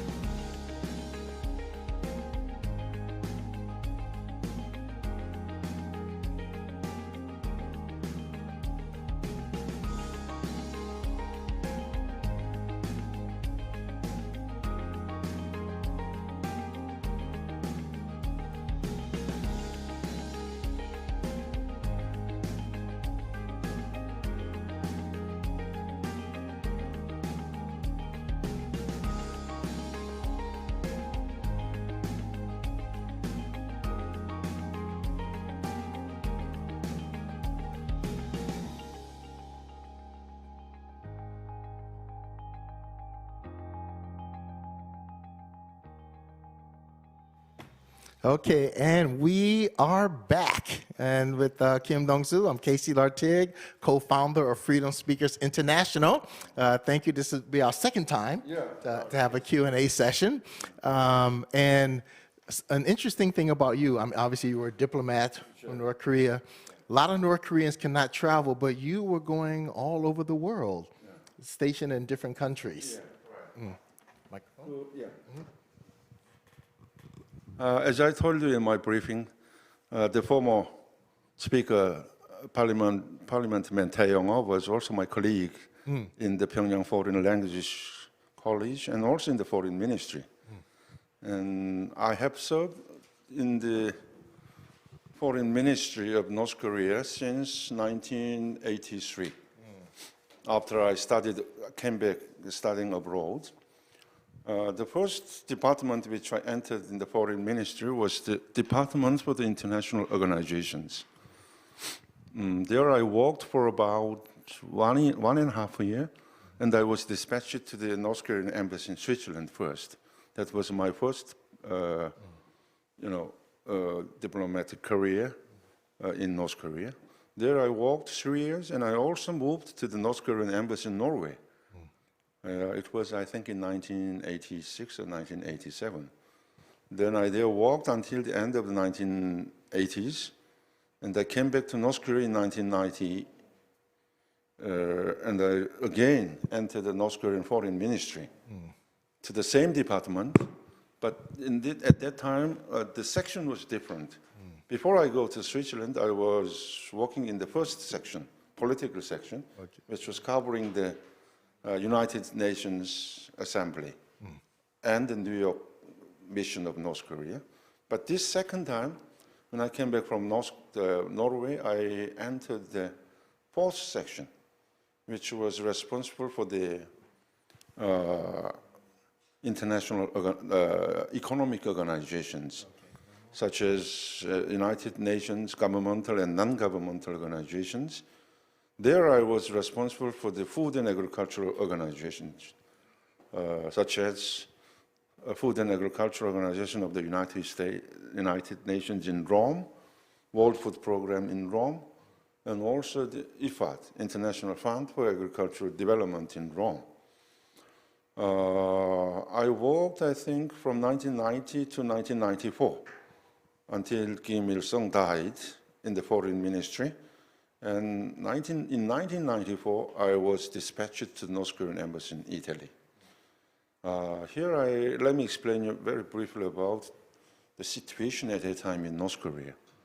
After Kim Il-sung died, North Korea had to pass the arduous march period, so-called arduous march period, from the middle of 1990 to the end of the 1990s. At that time, as the international society knows very well, huge amount of the North Korean people died because of hunger. Yeah, let me interrupt you, because we talked before, and I think you're one of the few people in the world who says you know exactly how many people died during the 1990s in North Korea. When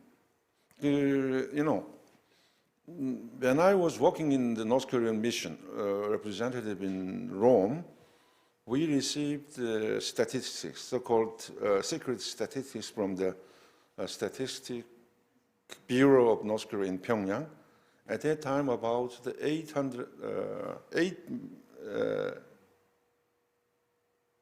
0.8 million people died. So 800,000.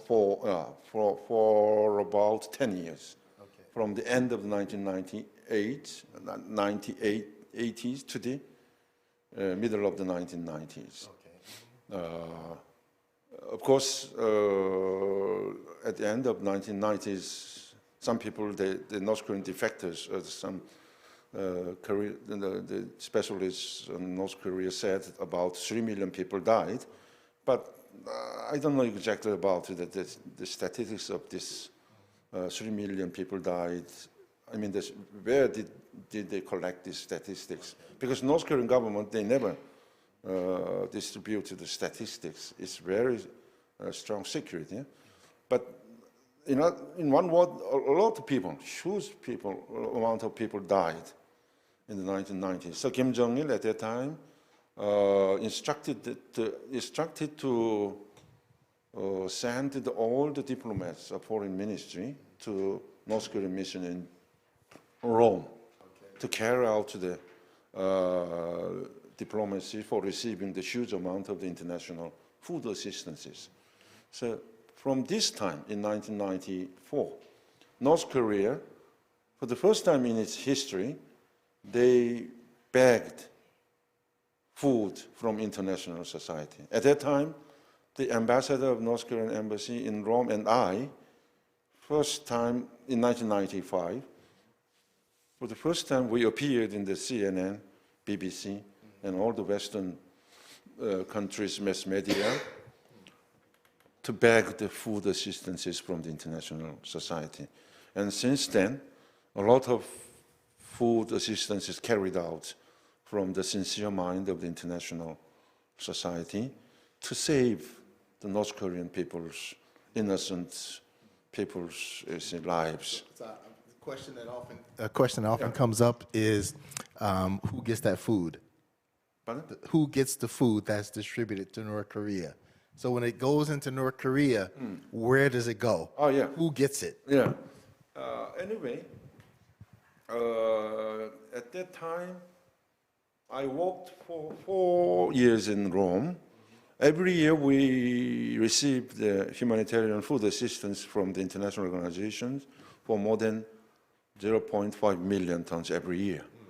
So it went into North Korea, but you know, as you know very well, the international society was very angry because it was not directly to go to the poor people, but it goes to the Pyongyang city, the high-ranking people. Especially it went to the military, the soldiers of the North Korean military army, and also the military factories. So I dare say it contributed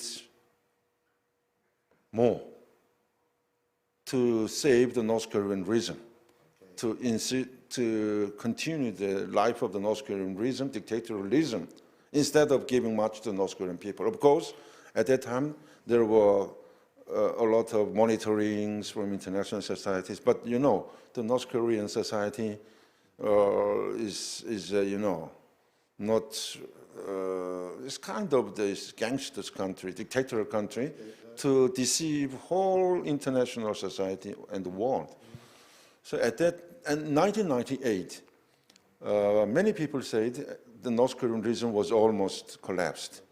And many high-ranking people who visited Rome, they also told me, the people of the embassy, you might not come in to the North Korean territory. Please prepare, because it will be collapsed within 1 or 2 years. Okay. So at that time, a lot of people, a lot of diplomats, more than 10 diplomats, including the Byung-Kil, the former ambassador of the North Korean embassy in Egypt, several counselors in Germany, in Vietnam, and secretaries like me, more than 10 diplomats defected at the time, at the same time. Okay, yeah. You were one of them. One of them, I am one of them, yeah. And I came to Seoul. Some of them, they went to the United States and the Nordic countries, yeah. Yeah, now we have some questions, and Yeah. it seems like there's a lot of interest in China. So let's talk about China a little. First question is that, hold on a second. Oh, I see. With China increasing its nuclear arsenal, how can we get it to cooperate in denuclearizing North Korea? So what are the prospects for denuclearization? Yeah. Okay. Yeah, that's the question. I got the question, the meaning of the question. Okay. Very clearly. First of all, the international society, especially United States and UN, they have worked very hardly in the past century to make the denuclearization in the Korean Peninsula. And also China and Russia and Japan, they also tried their best in this to dismantle, to make North Korea give up the nuclear weapons program through the six-party talks, sometimes four-party talks, sometimes in the United Nations. But what can we say now?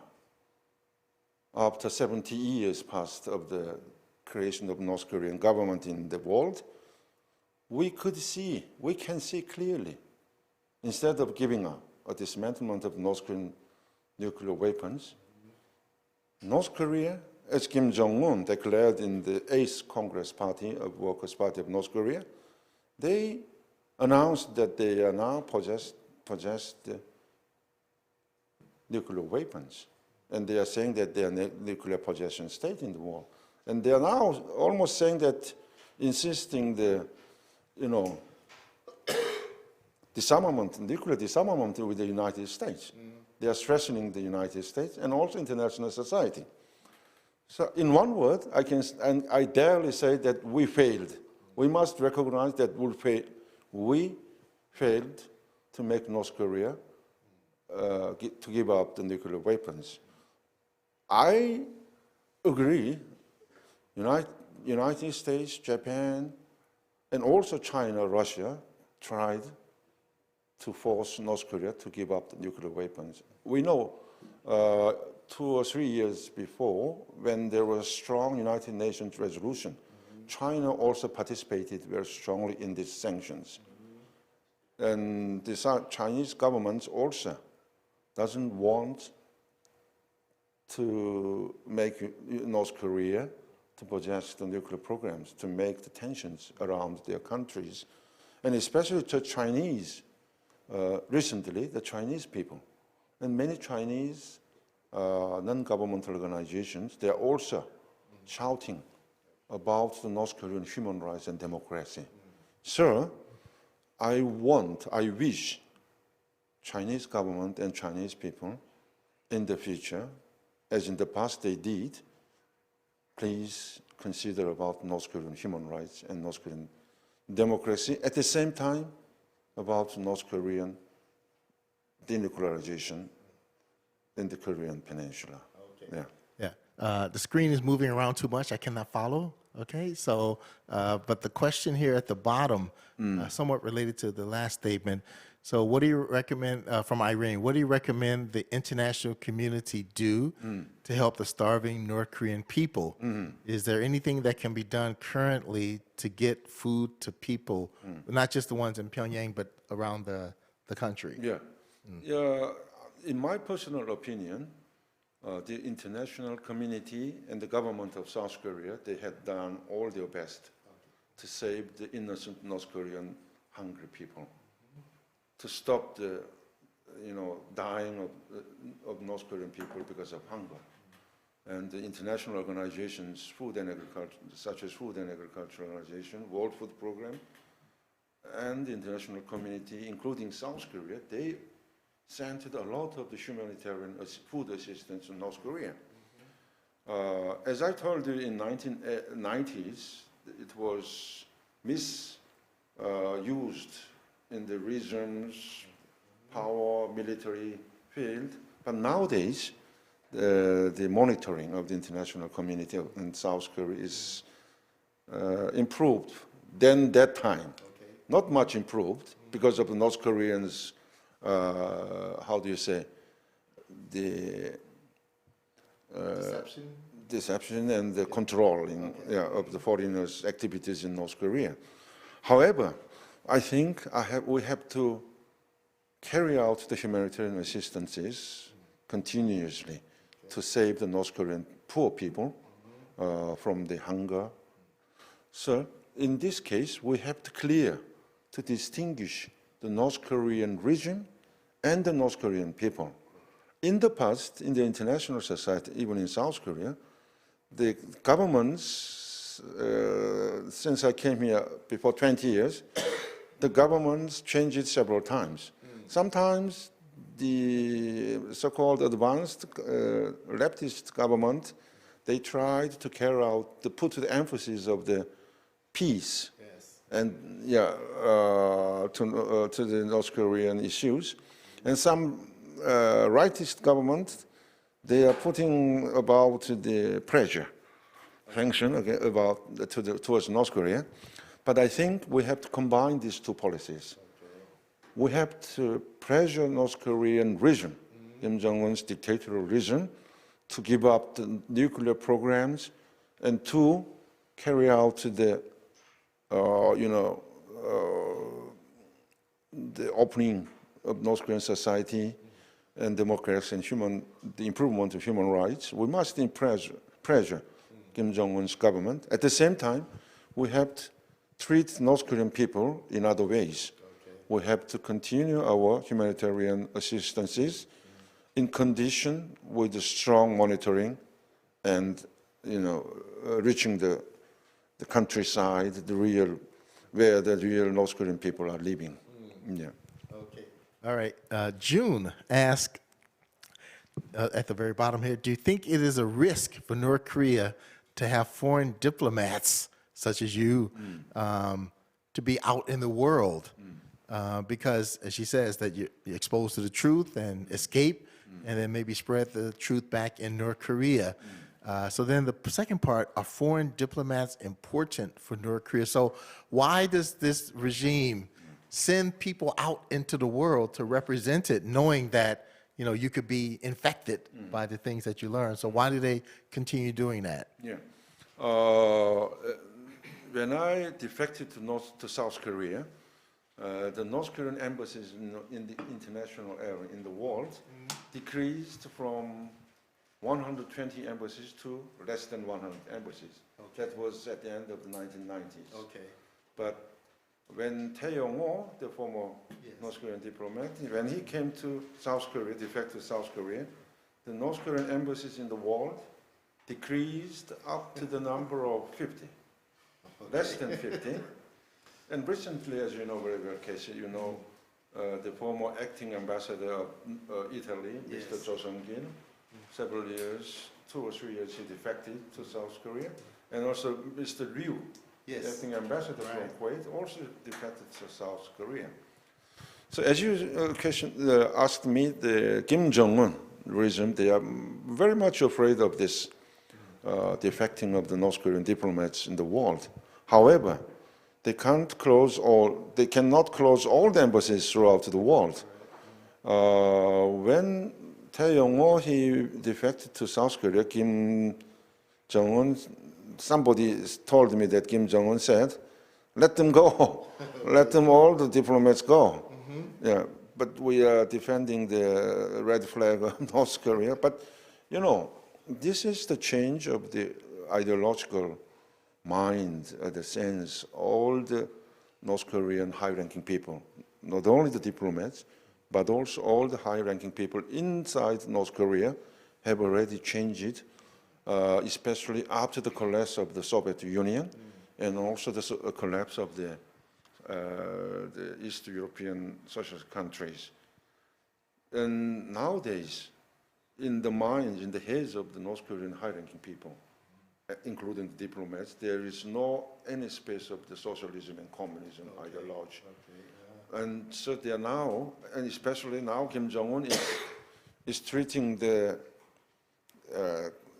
is putting all the responsibilities to the cadres, the responsibility to make the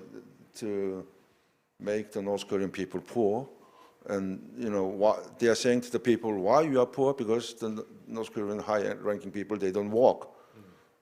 But my idea, my socialist idea is good, but the North Korean high-ranking people are not working for you, are not carrying out the policy. So they are punishing a lot of North Korean high-ranking people, cadres. So inside the North Korean high-ranking people, they are saying that they must keep the secret money, foreign currency, at least 50,000 US dollar. People saying, please in order to escape when the collapse of the Kim Jong-un regime. And if I tell you a case about the population data of the classes in North Korea, I can divide 3 categories. There are 25 million, yeah? They say there are 25 population in North Korea. Among them, I think the highest class are 20%. And the middle class are 30%. and the lowest 50% are people. In 1990s, all the ideology, the brains of the normal people have changed completely in the capitalist idea. Now, at this moment, all the brains and ideas of the high-ranking people changed more severely than the normal people into the capitalist ideas. So, you know, it's now difficult to, Kim Jong-un regime is very difficult to control. Not only the people, but also the high-ranking people.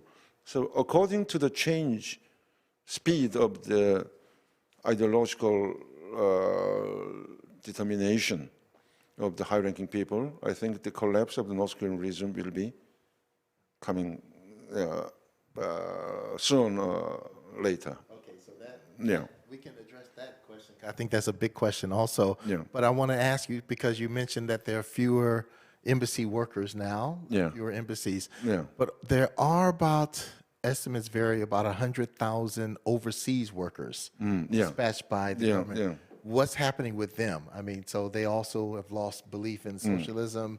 And are they like a threat to North Korea? Because obviously, I mean, with the border closed, and they don't want them to come back now. But what's happening with those people, the overseas workers, students, and others? They have sent a lot of overseas workers in 1980s, not only to China and Russia, but also in the Middle East countries like Libya, Iraq, Egypt, and also African countries.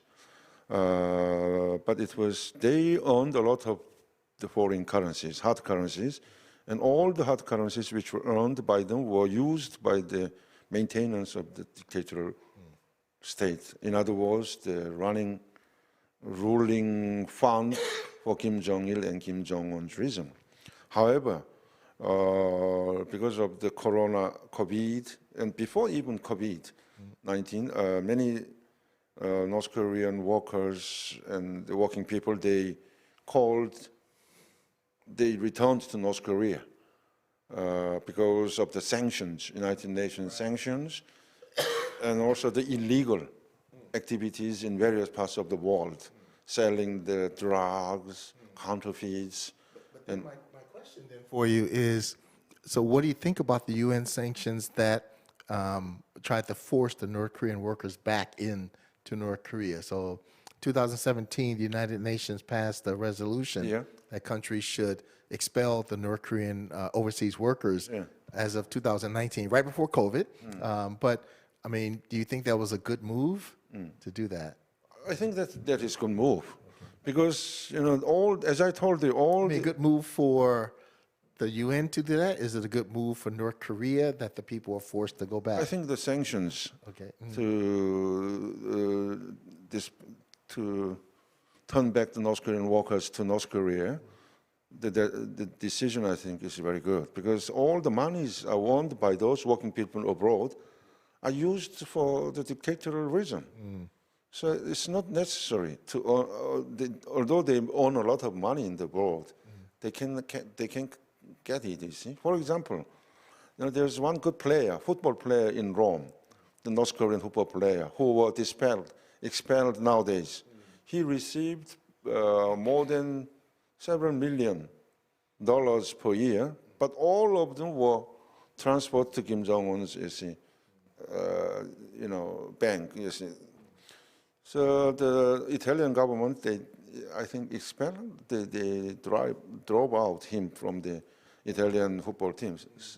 So the people, the working people and the workers who are working abroad, they are machines to make the foreign currencies for Kim Jong-un's regime. So they don't mind, but it will give attack to Kim Jong-un's regime, because they can't own the foreign currencies abroad to maintain their dictatorial regime. Okay, so better to squeeze them. Yeah.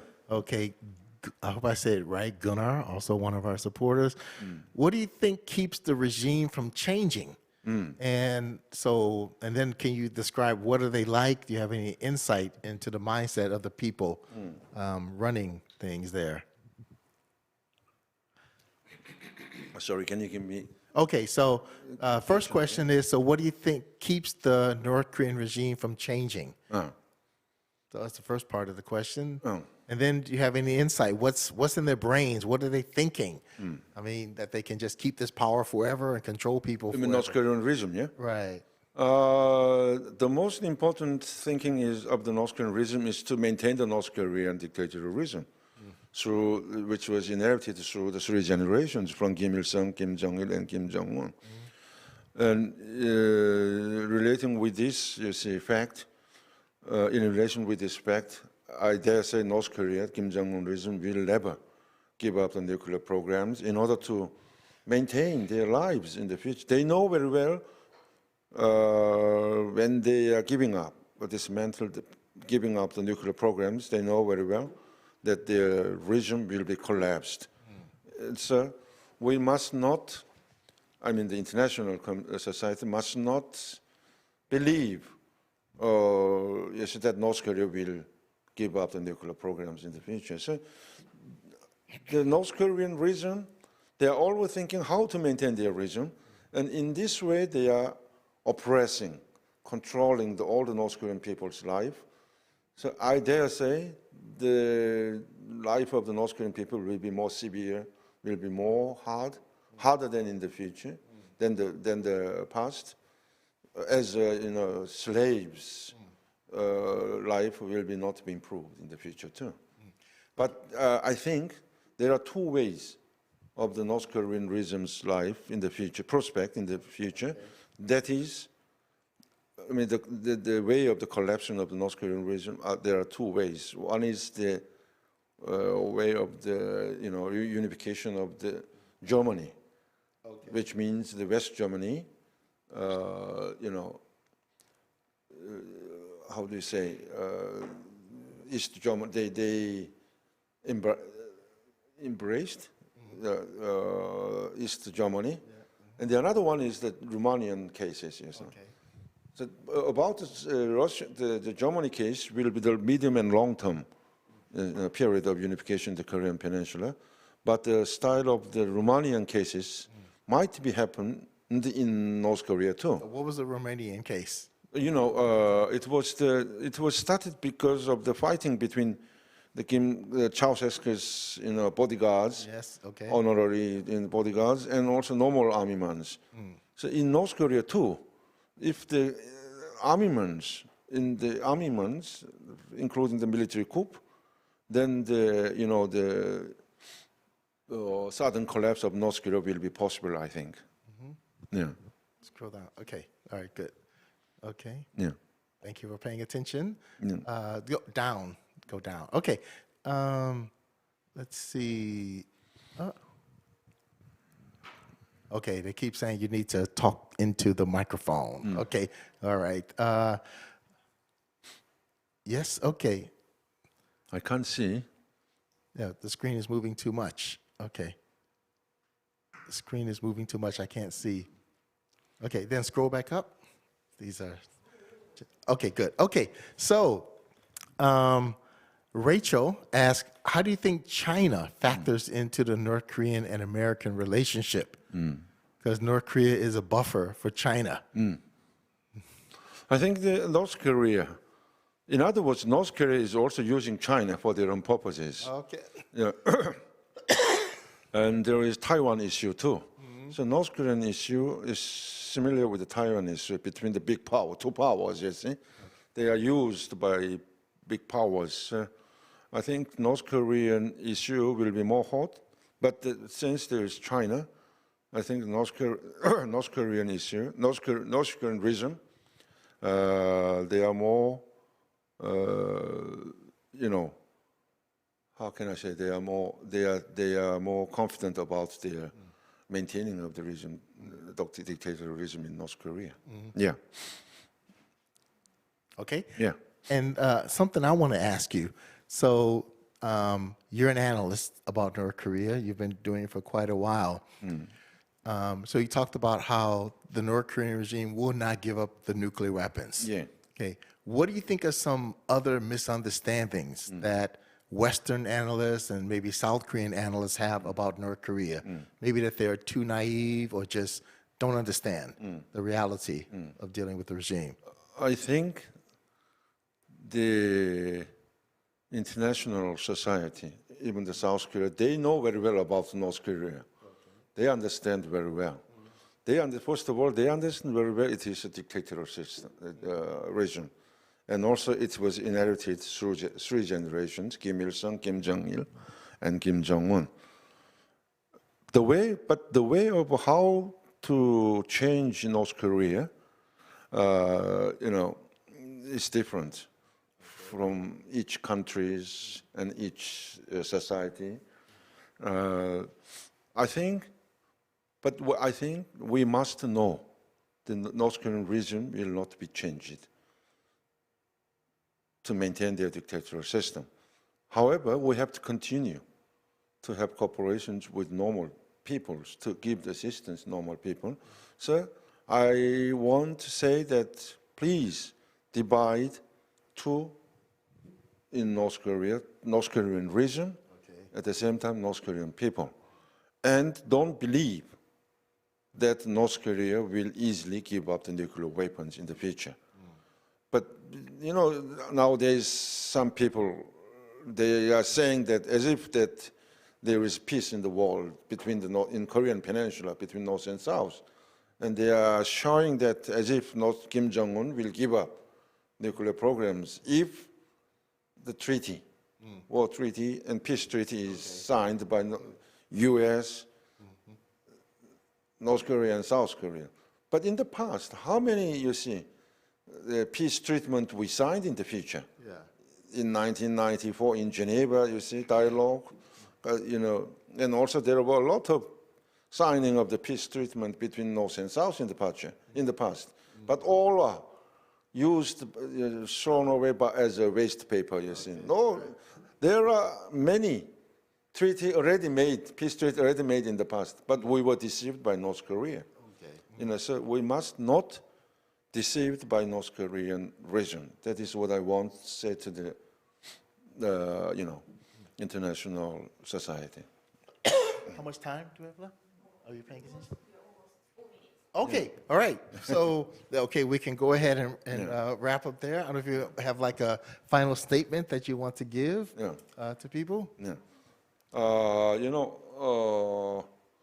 In conclusion, I want to say to those people who are participating in this interview today that we have to carry out in two ways for the realization of democracy and freedom in North Korea, and also to carry out human rights in North Korea.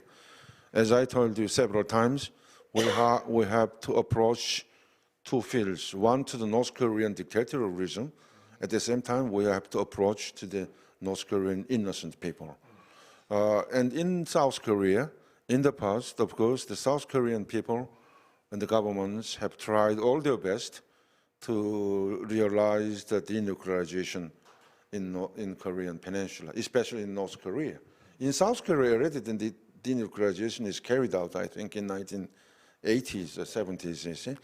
So, however, because of the North Korean Kim Jong-un's regime, it is very difficult to carry out the realization of denuclearization in Korean Peninsula. However, I want to say to those people in South Korea and the government, new government in South Korea, because there is election next year in March, I want strongly suggest that the new coming South Korean government must strongly carry out the policies towards North Korea, principally, and relying on the reality of North Korean territory.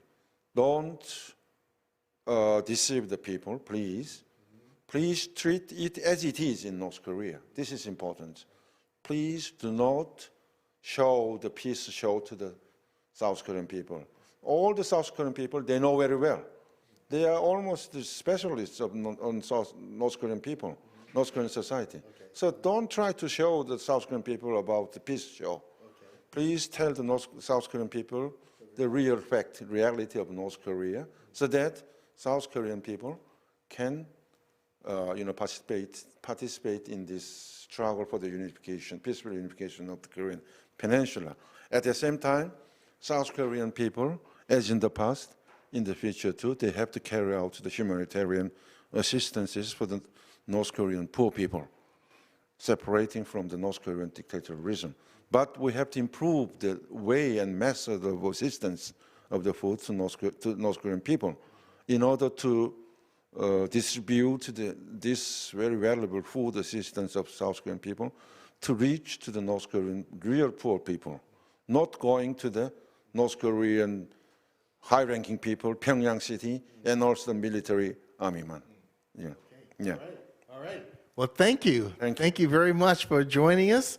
Always interesting to talk to you, especially your decades of experience in analysis of North Korea. Thank you so much. And we have another reminder, please take the survey. The link is pinned at the top, and it's very important for us, especially we got a sponsor for this event, and we should let the sponsor know what people think about it. Actually, the next speaker, Mr. Kim Kwangjin, the senior researcher, he's my friend in the Pyongyang Foreign Language College, together with Thae Yongho, the former speaker. All together, we yes. are brothers. Right. And Mr. Kim Kwangjin, the senior researcher, she's the real specialist on North Korean issues.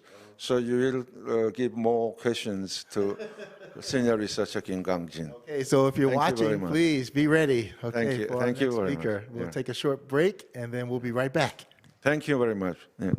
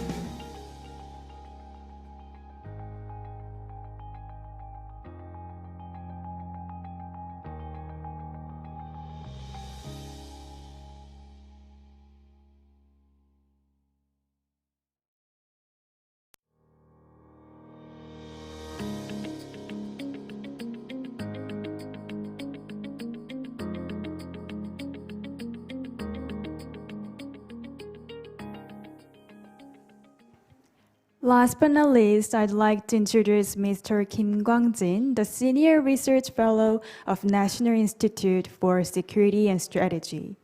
He served as the former representative of Northeastern Bank of North Korea in Singapore. And he will give us a talk about the North Korea's current political situation. Let's welcome Mr. Kim Kwangjin.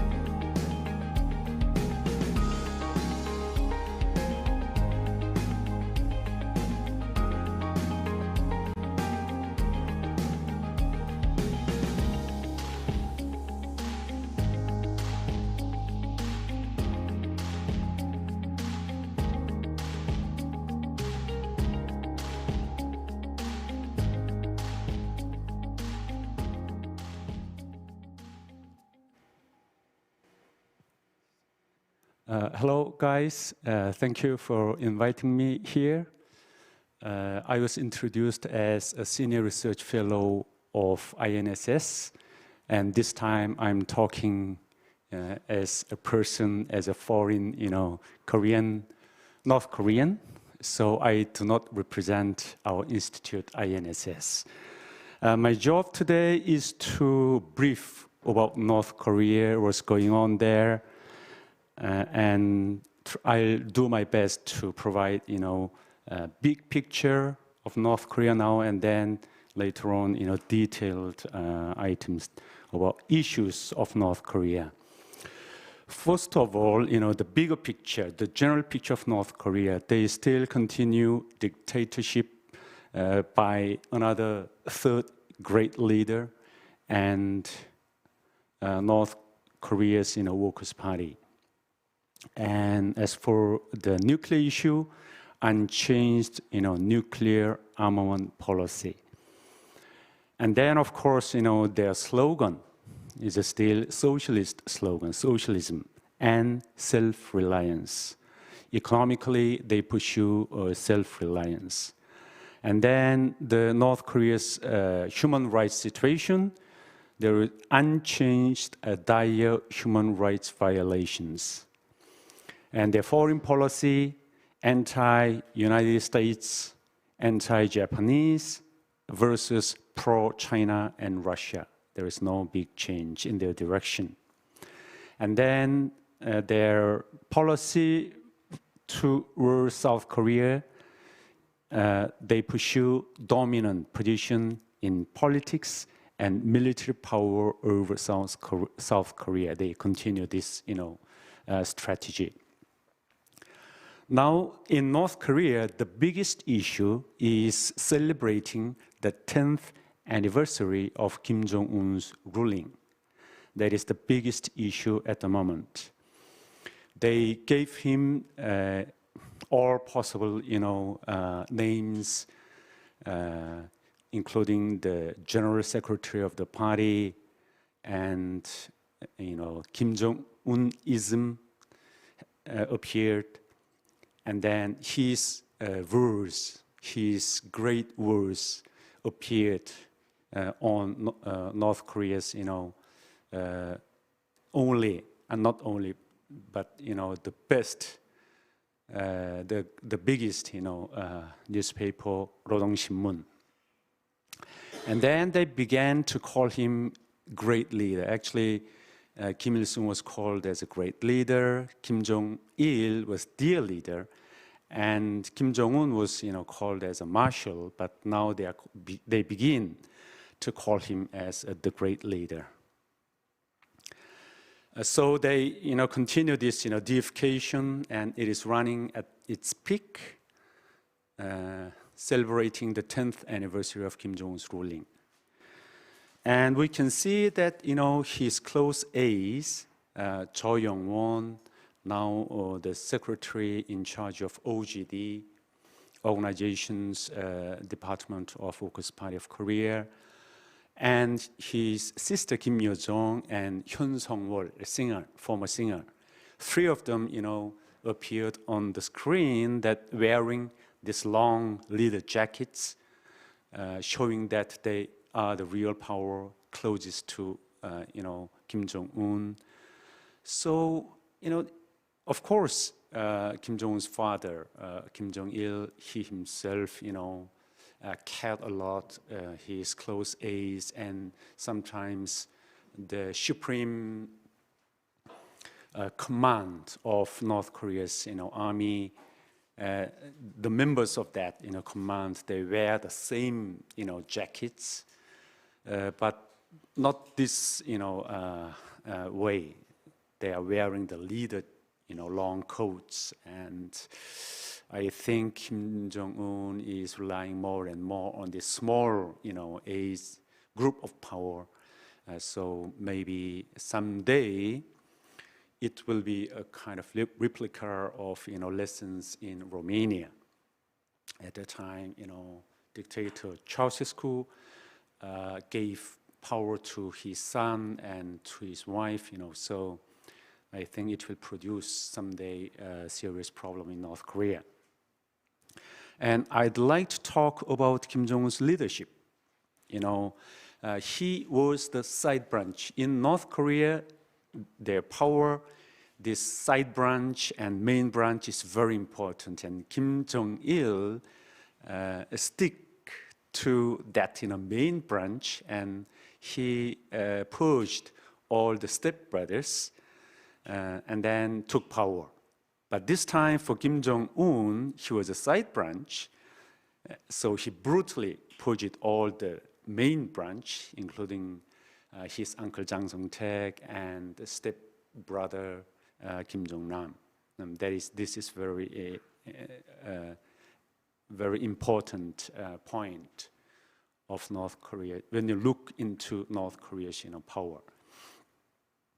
And Kim Jong-un is trying to duplicate his grandfather Kim Il-sung, and now the power is centered on the Workers' Party. His father, placed more importance on the army, some military first policy, but now it's different. He rehabilitated the party-centered ruling. So in the past, the Workers' Party, gathering, a great meeting, a big meeting, they call it assembly, was a great celebration and was a rare occasion, but now they are regularly, calling these, assemblies, and also other decision-making procedures, so rehabilitation of all this party-centered policy and ruling. And of course, we have seen that Kim Jong-un did perform this active, summit diplomacies toward United States and South Korea. He met, several times, South Korean president and also former President Trump. So this is different picture, now. And they pursued, brinkmanship in completing and demonstrating nuclear power. Kim Jong-un himself, mentioned about that. In the last 5 years, he performed a kind of life and death inevitable path of completing their course, their nuclear power. He mentioned like that, so they perform this kind of brinkmanship. And then now, from last year, North Korea is overwhelmed with this corona pandemic, and from the beginning, they just closed down all the border trade and all traveling, everything. So it's already 2 years, and I can say that very extreme policy, very decisive, sealing policy at all costs against COVID-19, and they still maintain this, policy. And I'd like to talk about the detailed, issues going on in North Korea. Of course, as I mentioned, corona pandemic, the emergency, system, they built up that, and then still going on. And there were some signs and, movements to open up the road trade with, China, but still, they stopped that because of this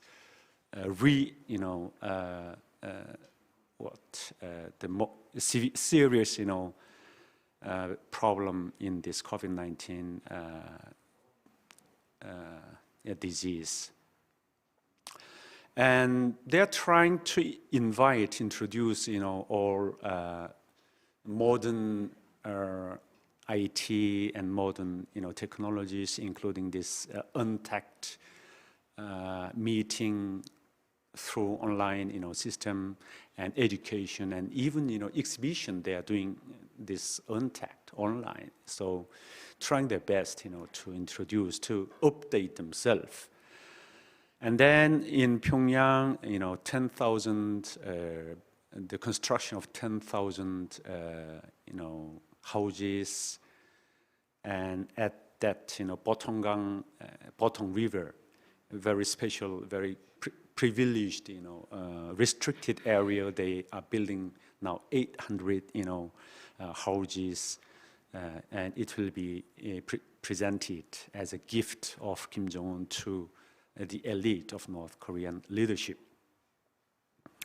And a few days ago, Kim himself, visited Samjiyon city, and for 4 or 5 years, I think, they built that city.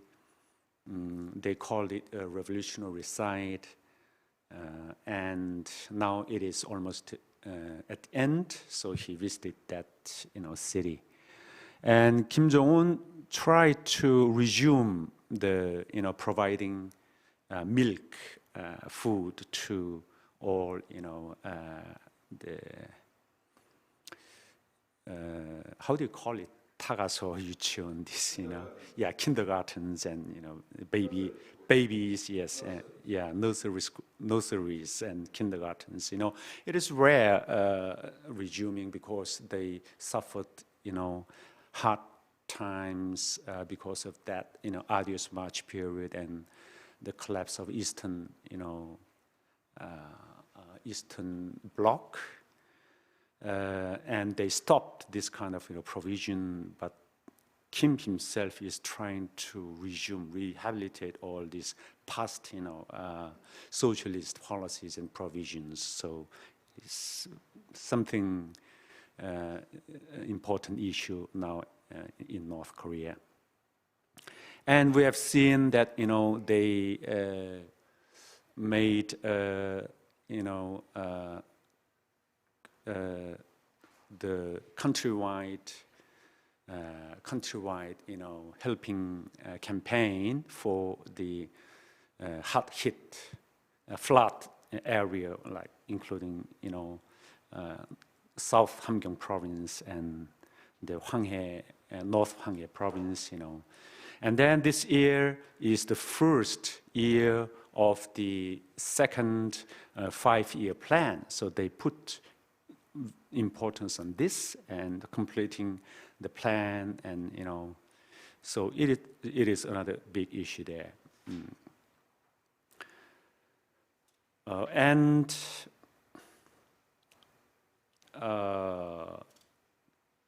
the Workers' Party of Korea, they produced another way of working method, making models, good models, and then following it and sharing the good, habits and, good experiences like that. They are trying to introduce another way of work. And then they still, putting importance on this collectivism, helping each other and devotion to each other and making a very friendly, family of North Korea like that. It is a kind of, socialist picture and way of life. They're trying to emphasize that, And also recycling is another big issue in North Korea, and planting trees and rehabilitating these mountains and these bold mountains is also a very important issue at the moment. This is the illustration of what's going on in North Korea at the moment. And as for the nuclear issue, they continue to produce more nuclear material and try to develop, more sophisticated, modern, long and medium-range missiles, carriers, and SLBM, and they're trying their best to produce more and develop more. And then their South Korean policy, overwhelmed by COVID-19. So COVID-19 is priority.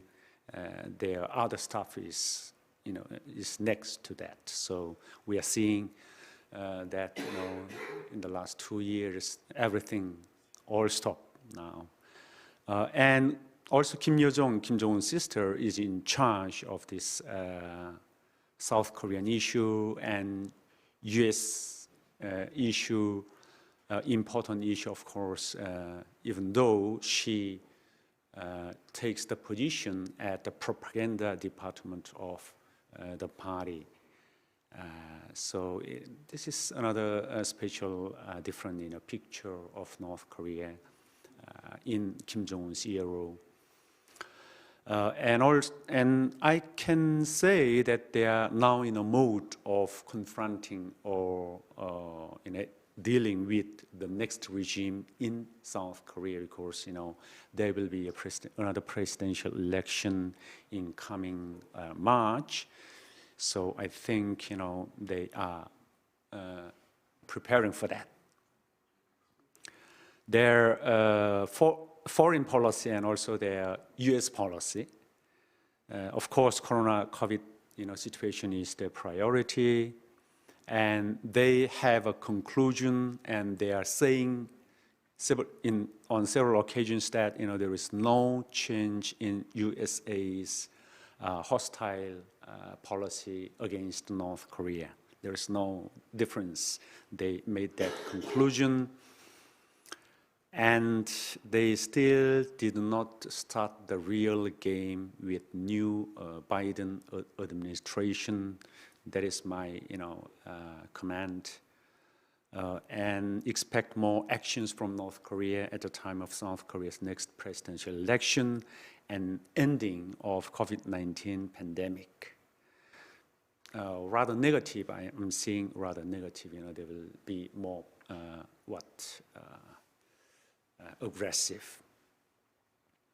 And from this month, November, there was some signs that they opened their border to China again and resume road trade again, but stopped because of this pandemic problem. So we will see what will happen, again in coming month.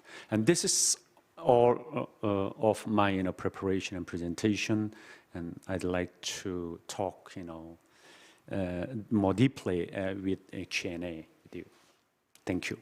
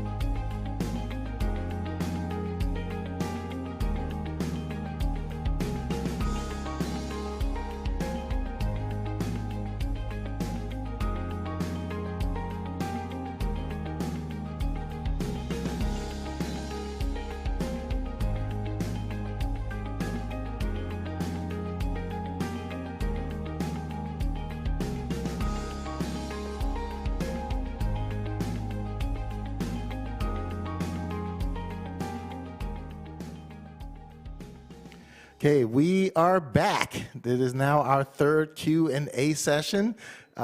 Is there anyone who's been here the whole time? If you have, please just say something like, hi, I'm still here, still alive. And if you have questions, now is the time to go ahead and type them in the chat. And we have some time with Mr. Kim. And so, but actually, one question I had based on what you said is you said that it's going to be a big issue for the 10th anniversary of Kim Jong-un taking power. Okay, what do you expect to happen? And what do you think would be a good response from the outside world? Should they cover this as a big event? Should they try to ignore it? How should people outside of North Korea respond? Actually, they gave to their leader, Kim Jong-un, the general secretary, new name, new brand, general secretary of the party, and they began to call his idea as Kim Jong-unism.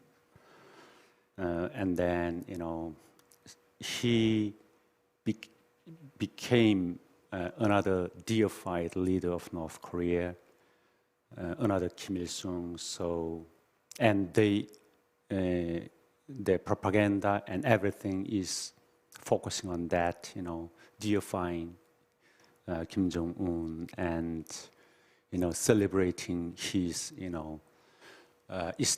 accomplishments during the past 10 years and all this internal stuff, of course. And of course, they, boast his accomplishments, in South Korean policy and also in the U.S.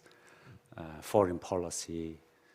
So this is their own internal celebration, and the outside world, because of this pandemic, everything is what North Korea closed itself, is self-imposing containment, and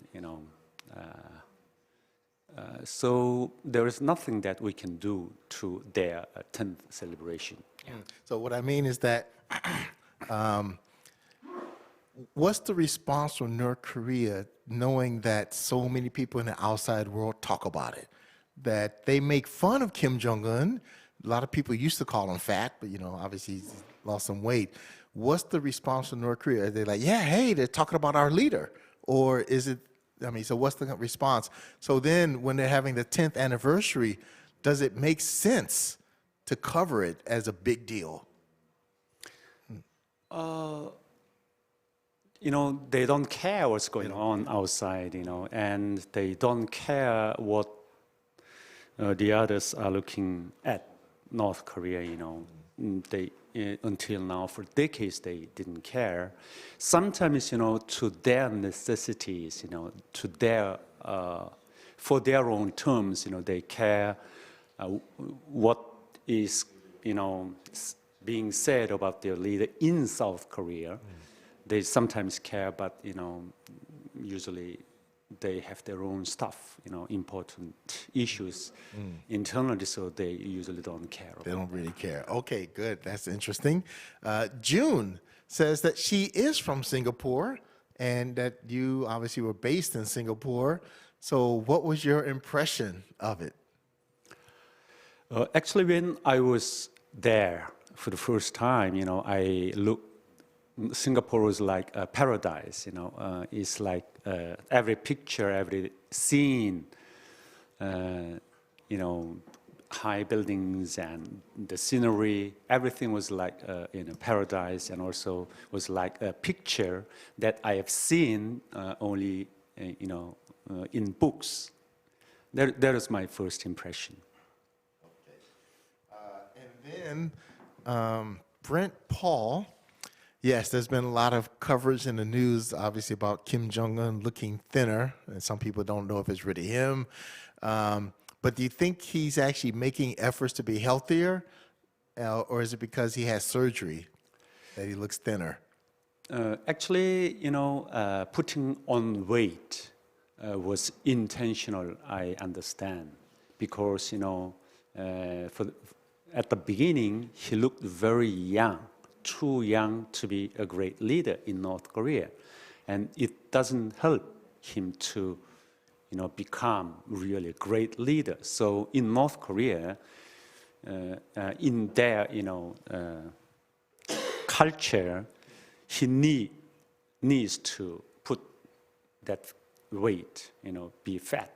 So I think, it was an intentional, but he put, more fat, and I think 140 something, and it is no good. So trying to reduce that, I suppose, and maybe some illnesses and some surgeries, maybe he did that. But now, from the scenes, from some of these scenes, we can see that he looked very tired, and lose, some appetite, But everybody is suffering that, actually, so we will see what was his real condition in coming years and months. Okay, well, Bethany says that there are many people who say that there's a personality cult around Kim Jong-un. Can you explain a little more about that? But I guess it's been all of the dictators that they have a personality cult. what is the personality cult around Kim Jong-un? He himself, tried to show. Of course, he, from the beginning, try to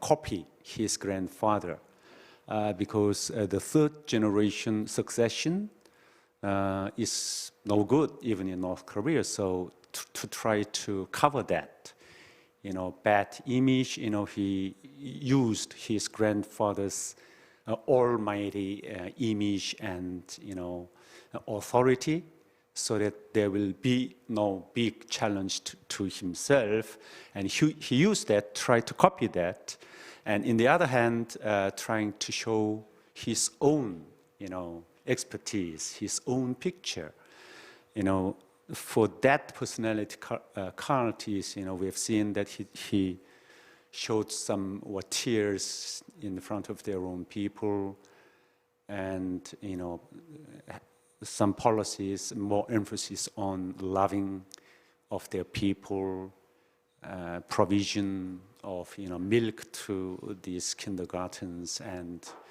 building up more investing more on this social 사회복지, social welfare, social welfare. So he's trying to show himself, his own face and his own picture to their own people. Okay. Now, Roger says that the perception is that Kim Jong-un doesn't care about what the international community thinks, and you just mentioned that people don't, that the regime doesn't really care what people say about it. So then Roger asked, how can we change this? So I guess, how can we get the North Korean regime to care about what the international community thinks? More exposure towards the outside world, more connectivity. I should have called it, connectivity. So we need to have more connectivity to the majority of North Koreans rather than the leadership of North Korea. Then, they should take care of that. And if they close themselves, and if we ourselves close North Korea, then I think there will less connectivity, less opportunity for kind of interaction. So that is the only solution I believe. Now, our second speaker, actually Kim Dongsoo, we've talked a couple of times before, and he says that all three of you, our speakers today, that you know each other, you've known each other for quite a while. What happened to Jong Song-taek? Hope I said his name right. Yes, Oh, sorry, Jang. Sorry, Jang. Kim Jong's uncle, actually, I worked in his, organization.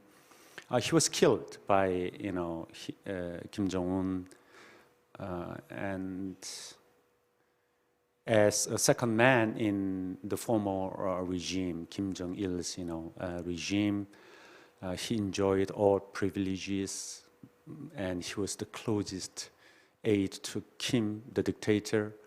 But he didn't understand well about the logic of dictatorship and power. So to him, maybe there were two, chances. One is to serve Kim Jong-un, the other one just disappear, go to the rural area or countryside and live quietly. But he didn't take that two, choices. He was seen as a challenge, big challenge to Kim Jong-un. So they just, purged him, killed him. Right. Now, there's talk about how they killed him. There were, some allegations, but I believe that he was not buried in North Korea. His body might have gone, to pieces. I believe. Yeah. Oh, okay. Yeah. But you knew him and all. Yes. Knew him, right? I worked for him, and yes. Okay. Dylan. Okay. Also one of our supporters, and for quite a while. It says, can you talk a little about who benefits from the social welfare investments that Kim Jong-un has been making, by kindergarten and other ways he's been trying to have a different kind of face? Every dictator, they should have to show some good, faces, good policies, towards their own people. Without that, how can they rule their own country? So that is that part of, a dictator's, policy, and he's emphasizing politically, and it is very important, to gain support from people and from the majority in any way. So that is that part of his policy, and they are, building some facilities for the senior people, for the orphans, and also, for providing milk to, nurseries and also kindergarten. So they benefit themselves, not 100% of course, but some part of that. Okay. Now, can you talk about your work when you were in North Korea? What is it that you were doing for the government when you were in Singapore? Actually, I worked for KFIC, that is called Korean Foreign Insurance Company, and it was run by Jang Song-taek and affiliated not to the cabinet but to the North Korea's Workers' Party, Jang's organization OGD, and our job is to earn foreign cash, 20 million cash a year, and present it as a birthday gift to Kim Jong-il. That was our main job, and this KFIC ran our bank and also other businesses, including the reinsurance, trade, ship management, and other, manufacturing stuff. Okay. I worked as a fund manager of Revolution Fund allocated to Zhang's organization. Okay, so you're doing this work, making money for the regime, and then you left. So what is it that made you leave that nice position? Actually, yeah, it was a nice position, and of course I was, sent to Singapore as an agent.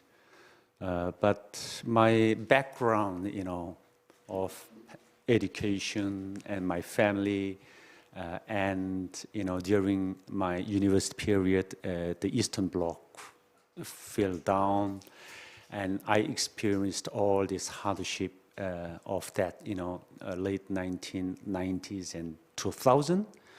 So I was very critical of North Korean regime. Even I was given that part of job, and it took years for me to take that position, and I ran through all those hardships. So I was very critical of North Korea, and I spoke openly about that while staying in Singapore. So that made me in trouble, put me in trouble, and they suspected that important information was being leaked from our KFIC branch in Singapore. And I myself heard it from several of my bosses, so I felt very nervous and find myself in very serious position. So I decided to leave North Korea. So what does the regime say about, you and Thae Yongho and Kim Dongsoo, former insiders who now have left? I'm sure they spread rumors about you and maybe allegations and talk bad about you and target your family. So what is it that they say about you, or what is it that they do?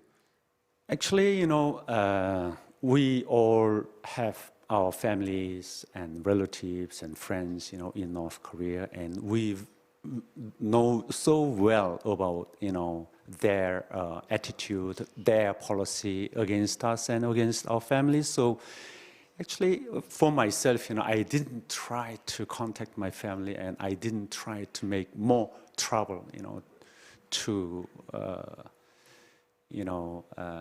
make more problems, issues to my family there. So, actually, I didn't try to know what they, say about myself and also, other stuff.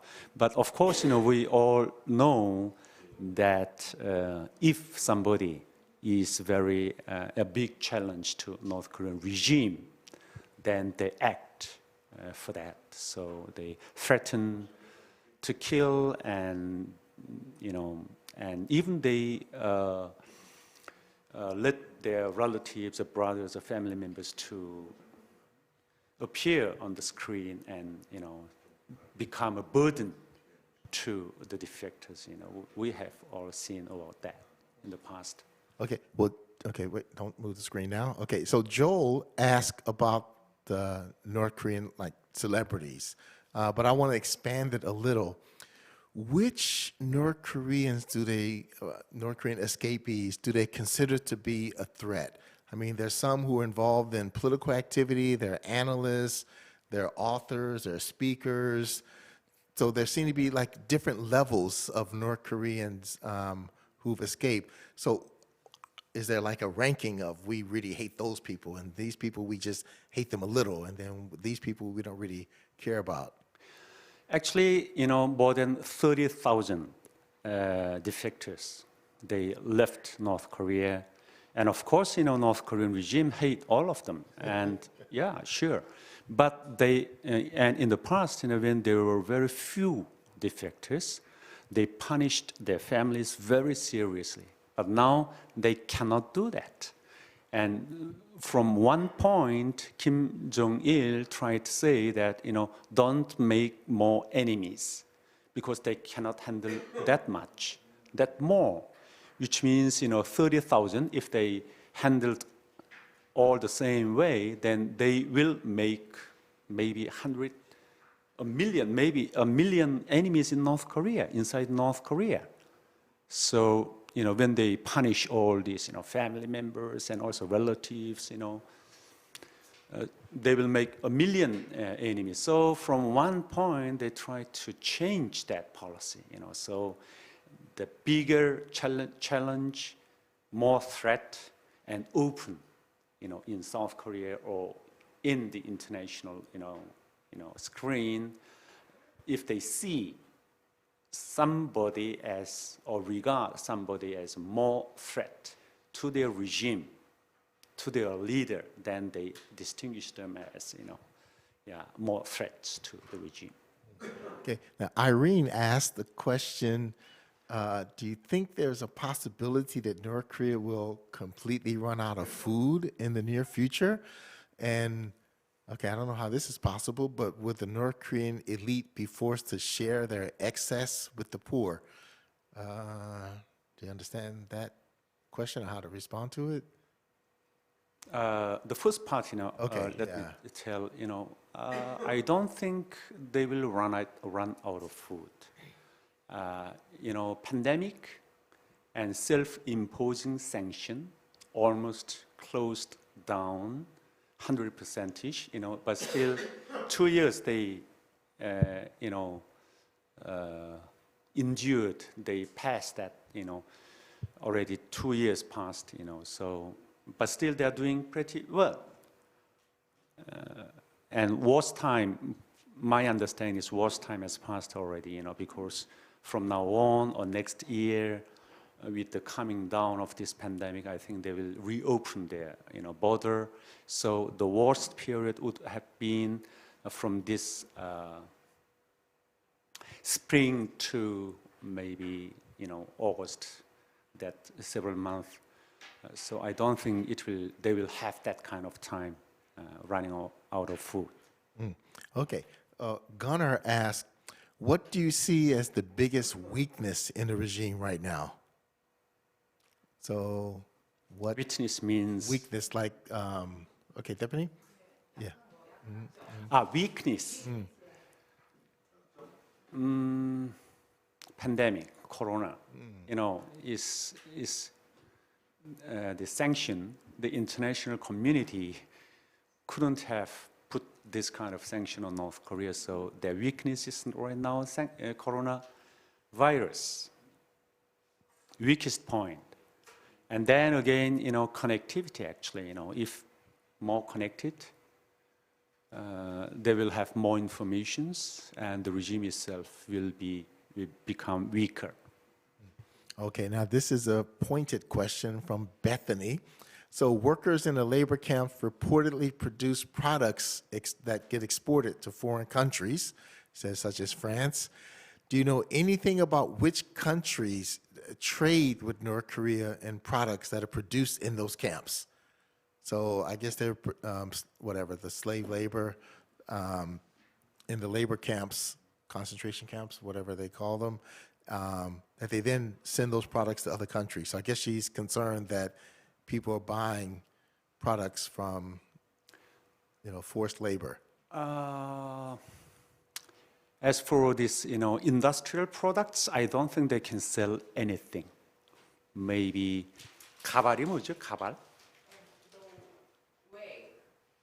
Wigs, okay. 그다음에 임가공, 피복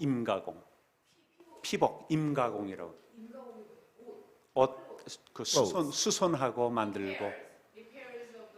Okay. Yeah. Maybe, but I don't think they will let them work on that. So for the industrial products, for any commodities, I don't think they can sell anything to the outside. But this food, agriculture, and herbs from mountains, and some, mushrooms, like that, this agricultural product, they can sell it. And the biggest buyer is, of course, China. Okay, now I want to clear something up. So Joel now is celebrating. He says, wow, the policy has changed toward the families of North Korean celebrity defectors who remain in North Korea.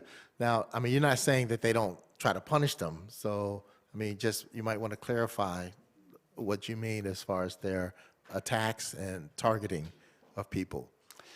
Actually, North Korea, everyone has his own records. And it includes their immediate family and also relatives.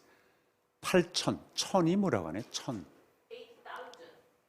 아니, 천수, 천. 2,000, 3,000, 3,000. 천수를 8,000이라고 할 때 뭐라고 하나요? 천. We're having a discussion here. Okay. Yeah, so okay. Yeah. So everyone has his own records, and that records includes the records of their immediate family and relatives. And the more important person has more records of these relatives. We call it eighth relative. So if there's any big problem among these relatives, then he cannot promote. And if it's very serious, and they all distinguish people into different categories: hostile group, wavering group, and pro-North Korean regime group. The three main. So when somebody is put in distinguished in that category, they cannot enjoy privilege there. No promotion, no good education and everything, housing, everything. That means if 30,000 defectors, if they treat them all in the same way, that means they will have this 1 million enemy in North Korea, because they distinguish them as the worst status of population, hostile group, and then they themselves know that they are treated. They cannot go to the better college. So that means they are making 1 million enemy inside North Korea. So they gave up that, which means, of course, they distinguished them, but they didn't punish them as seriously as before. All of them, yeah. Okay, yeah, because I don't want people like celebrating, ooh, they don't punish them. It's that they can't kill everybody, Yeah, I think is that's the point. So, so they have to be a little more targeted than before. So it's not that they don't punish people. Yeah, so I think that might be a better way to put it. Now, at the very beginning, you mentioned that the North Korean government is still pursuing self-reliance. Now, I guess my question is has their definition of self-reliance changed over the decades? Whereas, it might have been different under Kim Il-sung compared to Kim Jong-un. So has it remained consistently the same? Yeah, the main concept is the same. Different, generation, a little bit different word they use because to make a distinction. But the main concept is the same: self-reliance in their own economy. And nowadays they are, talking more about that, self-reliance in 원료, materials, making their own products, 국산화, their own national products of the materials, fuels. Yeah, they're talking more about that nowadays because of this corona pandemic, of course. Okay. Okay, here's a personal question for you from Eben Appleton. Do you ever feel your life is in danger? Of course. Then I should feel in danger because I'm next to you. Of course, but if we express that, we feel that every time, and shrink, then we cannot work, we cannot live, so just we abandon sometimes everything and then live our daily life. Now, can you tell these people that I'm in no danger? Some people think that I'm in danger because I work with North Korean refugees, but I don't think the North Korean government knows about me. I don't think they'll even waste a bullet on me. Please tell them I'm not in danger. Until today, I'm sitting next to you, so. One thing is, the real danger, and the other one is psychological danger. And North Koreans, they know how North Korean region, how brutal they are, and they used to live in that system and in that culture. So psychologically, everybody is suffering that kind of danger since they leave North Korea, their home. But of course, with the passage of time, reduce. But anyhow, we're having that kind of problem too. Okay. All right. Oh, thank you for showing me this question. So Bethany said, I read somewhere that North Korea is involved in drug production for financial gain. Is this true? Sure. Military and maybe some spying agencies, they were involved. And during the, this arduous March period, the people, they have to sell anything in the market to survive. So some products from chemical factories and plants leaked out and then were in the market, and expansion, more circulations of that and more addicted to that. So I think it is getting serious problem in North Korea now. Okay. Now, earlier, to me, it's very interesting. You said that the North Korean government doesn't really pay attention to what people in the outside world are saying. I don't know if you know, but there are lots of people who want to talk to Kim Jong-un. They want to meet him and criticize him or punch him or all kinds of things. Do you think that the North Korean, okay, so if people had a chance to talk to Kim Jong-un, do you think that there will be any value in that?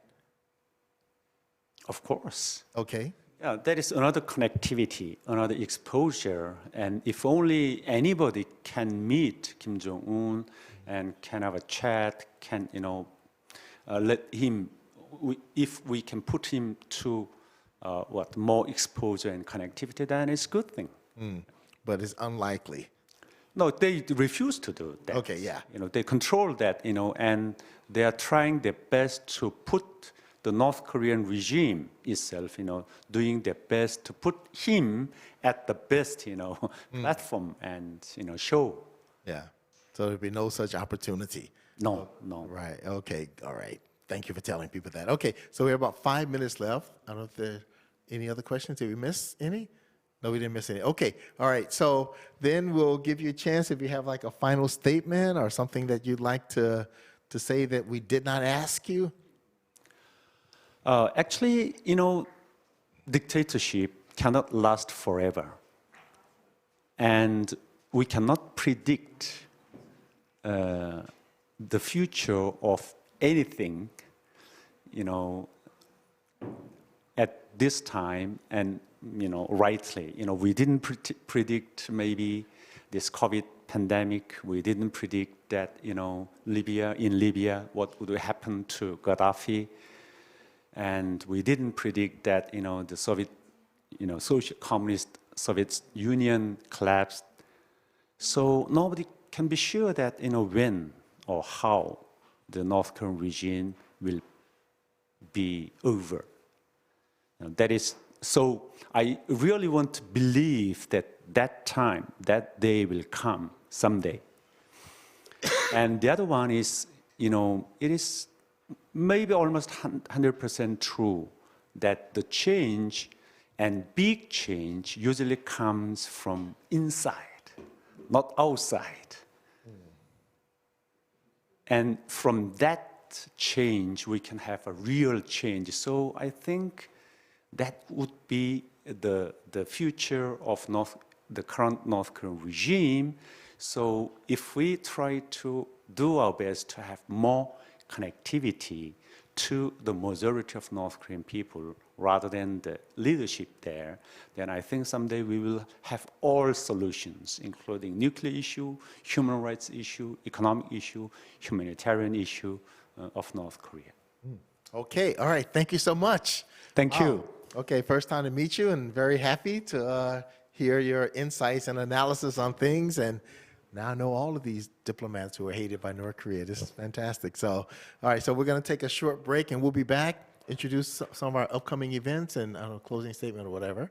Okay, but we'll be back in just a moment.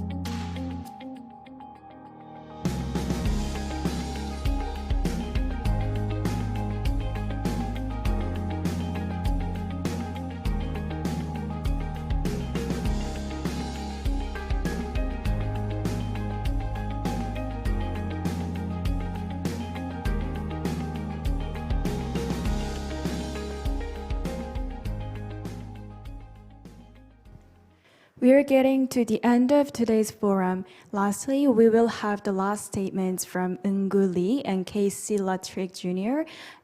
About the next upcoming event.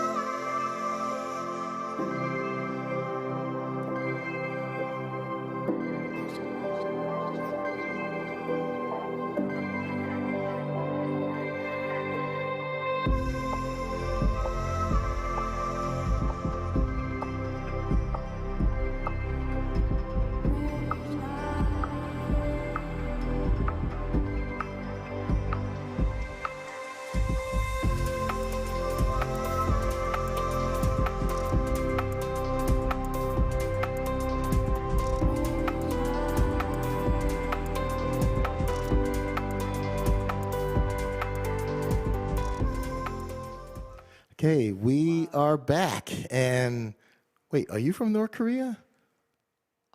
Sometimes I'm confused. No, I'm okay. from South Korea. South Korea. Okay. I'm Casey Lartigue Jr., co-founder. This is the other co-founder. What's your name? Please identify Hello, yourself. my name is Eunkoo. I'm a co-founder of Freedom Speakers International, along with Casey Lartigue Jr. Okay, and we just want to mention some of our upcoming events and activities. Actually, the first one is Giving Tuesday. I don't Oh think yeah, it's is in the it slide this year Giving Tuesday, November 30, Tuesday there. in Yeah, Korea. on Tuesday, of course.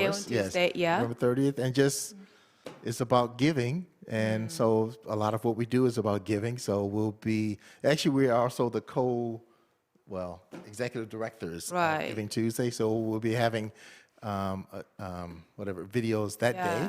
And We will then- have an actual like a YouTube live stream. We had a pre-recording with the speakers because of COVID. We always be careful as well. Right. And then after that, I'll be speaking at the Handong University UNESCO Ministry of Education forum, mainly about Women's right. about women's rights. And then after that, we're going to be releasing a book. And that will probably be like the middle of December. And it is my father's father's North Korean story, Han Bong-hee with And Han Won-che is her father's. Right. So that will be coming soon, and it will be on Amazon, and you can order it. And then after that, we're going to have a couple of special events at the beginning of the year. And the first one will be we're going to be releasing Greenlight to Freedom, which I wrote along with Sung Mi Han. It's her book. I'm the author of the book. And then after that, we'll be having a special forum introducing 3 North Korean refugee authors. So that should be a very special occasion. That will be February 19th. Also sponsored by UniKorea. Yeah, so today we are sponsored by UniKorea. Thanks to UniKorea Foundation, so we had a nice forum with 3 former North Korean diplomats, which is I learned many things from today. But second, the forum sponsored by the UniKorea Foundation is with the authors, wrote their stories.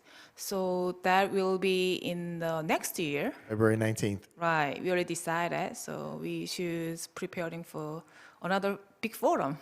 And then February 27th, we'll be having our 15th English speech contest. Wow. And hard to believe it, but yes, we'll be at contest number 15. And we will definitely be looking for volunteers with that. Either you can join our Patreon, so just patreon.com, FSI21. We announce the opportunities there, and we give first preference, of course, to our donors and fundraisers. Yeah. But also, I'll be announcing it at my email list. So if you're not on it already, you might want to join that.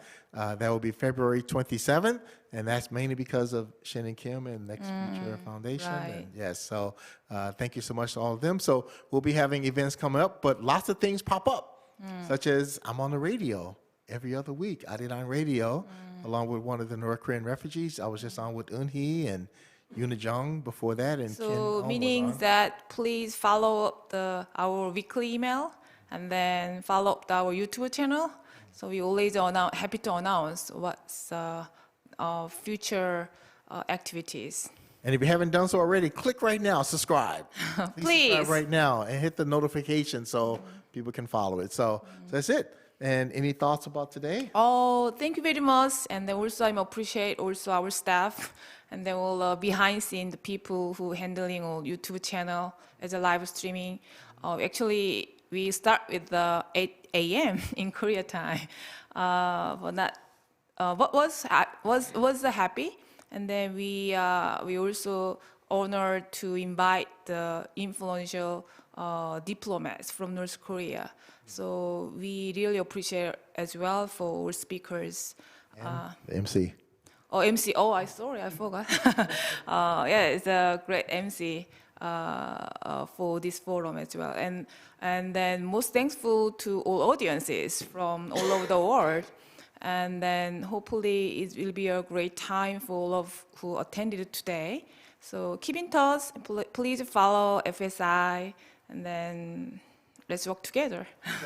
FSI21.org. Please follow us there. Facebook, Instagram, Patreon, all over the place. So thank you so much for being with us today. Okay, thank you.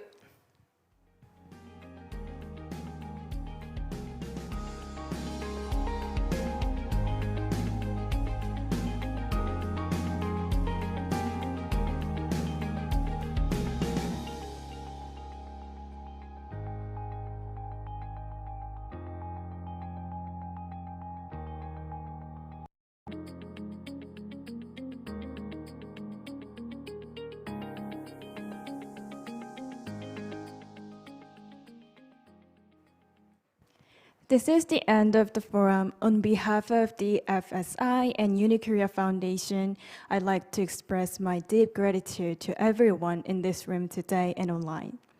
Thank you for joining us, and I hope the forum was helpful and gave you insights about North Korea. Thank you very much once again.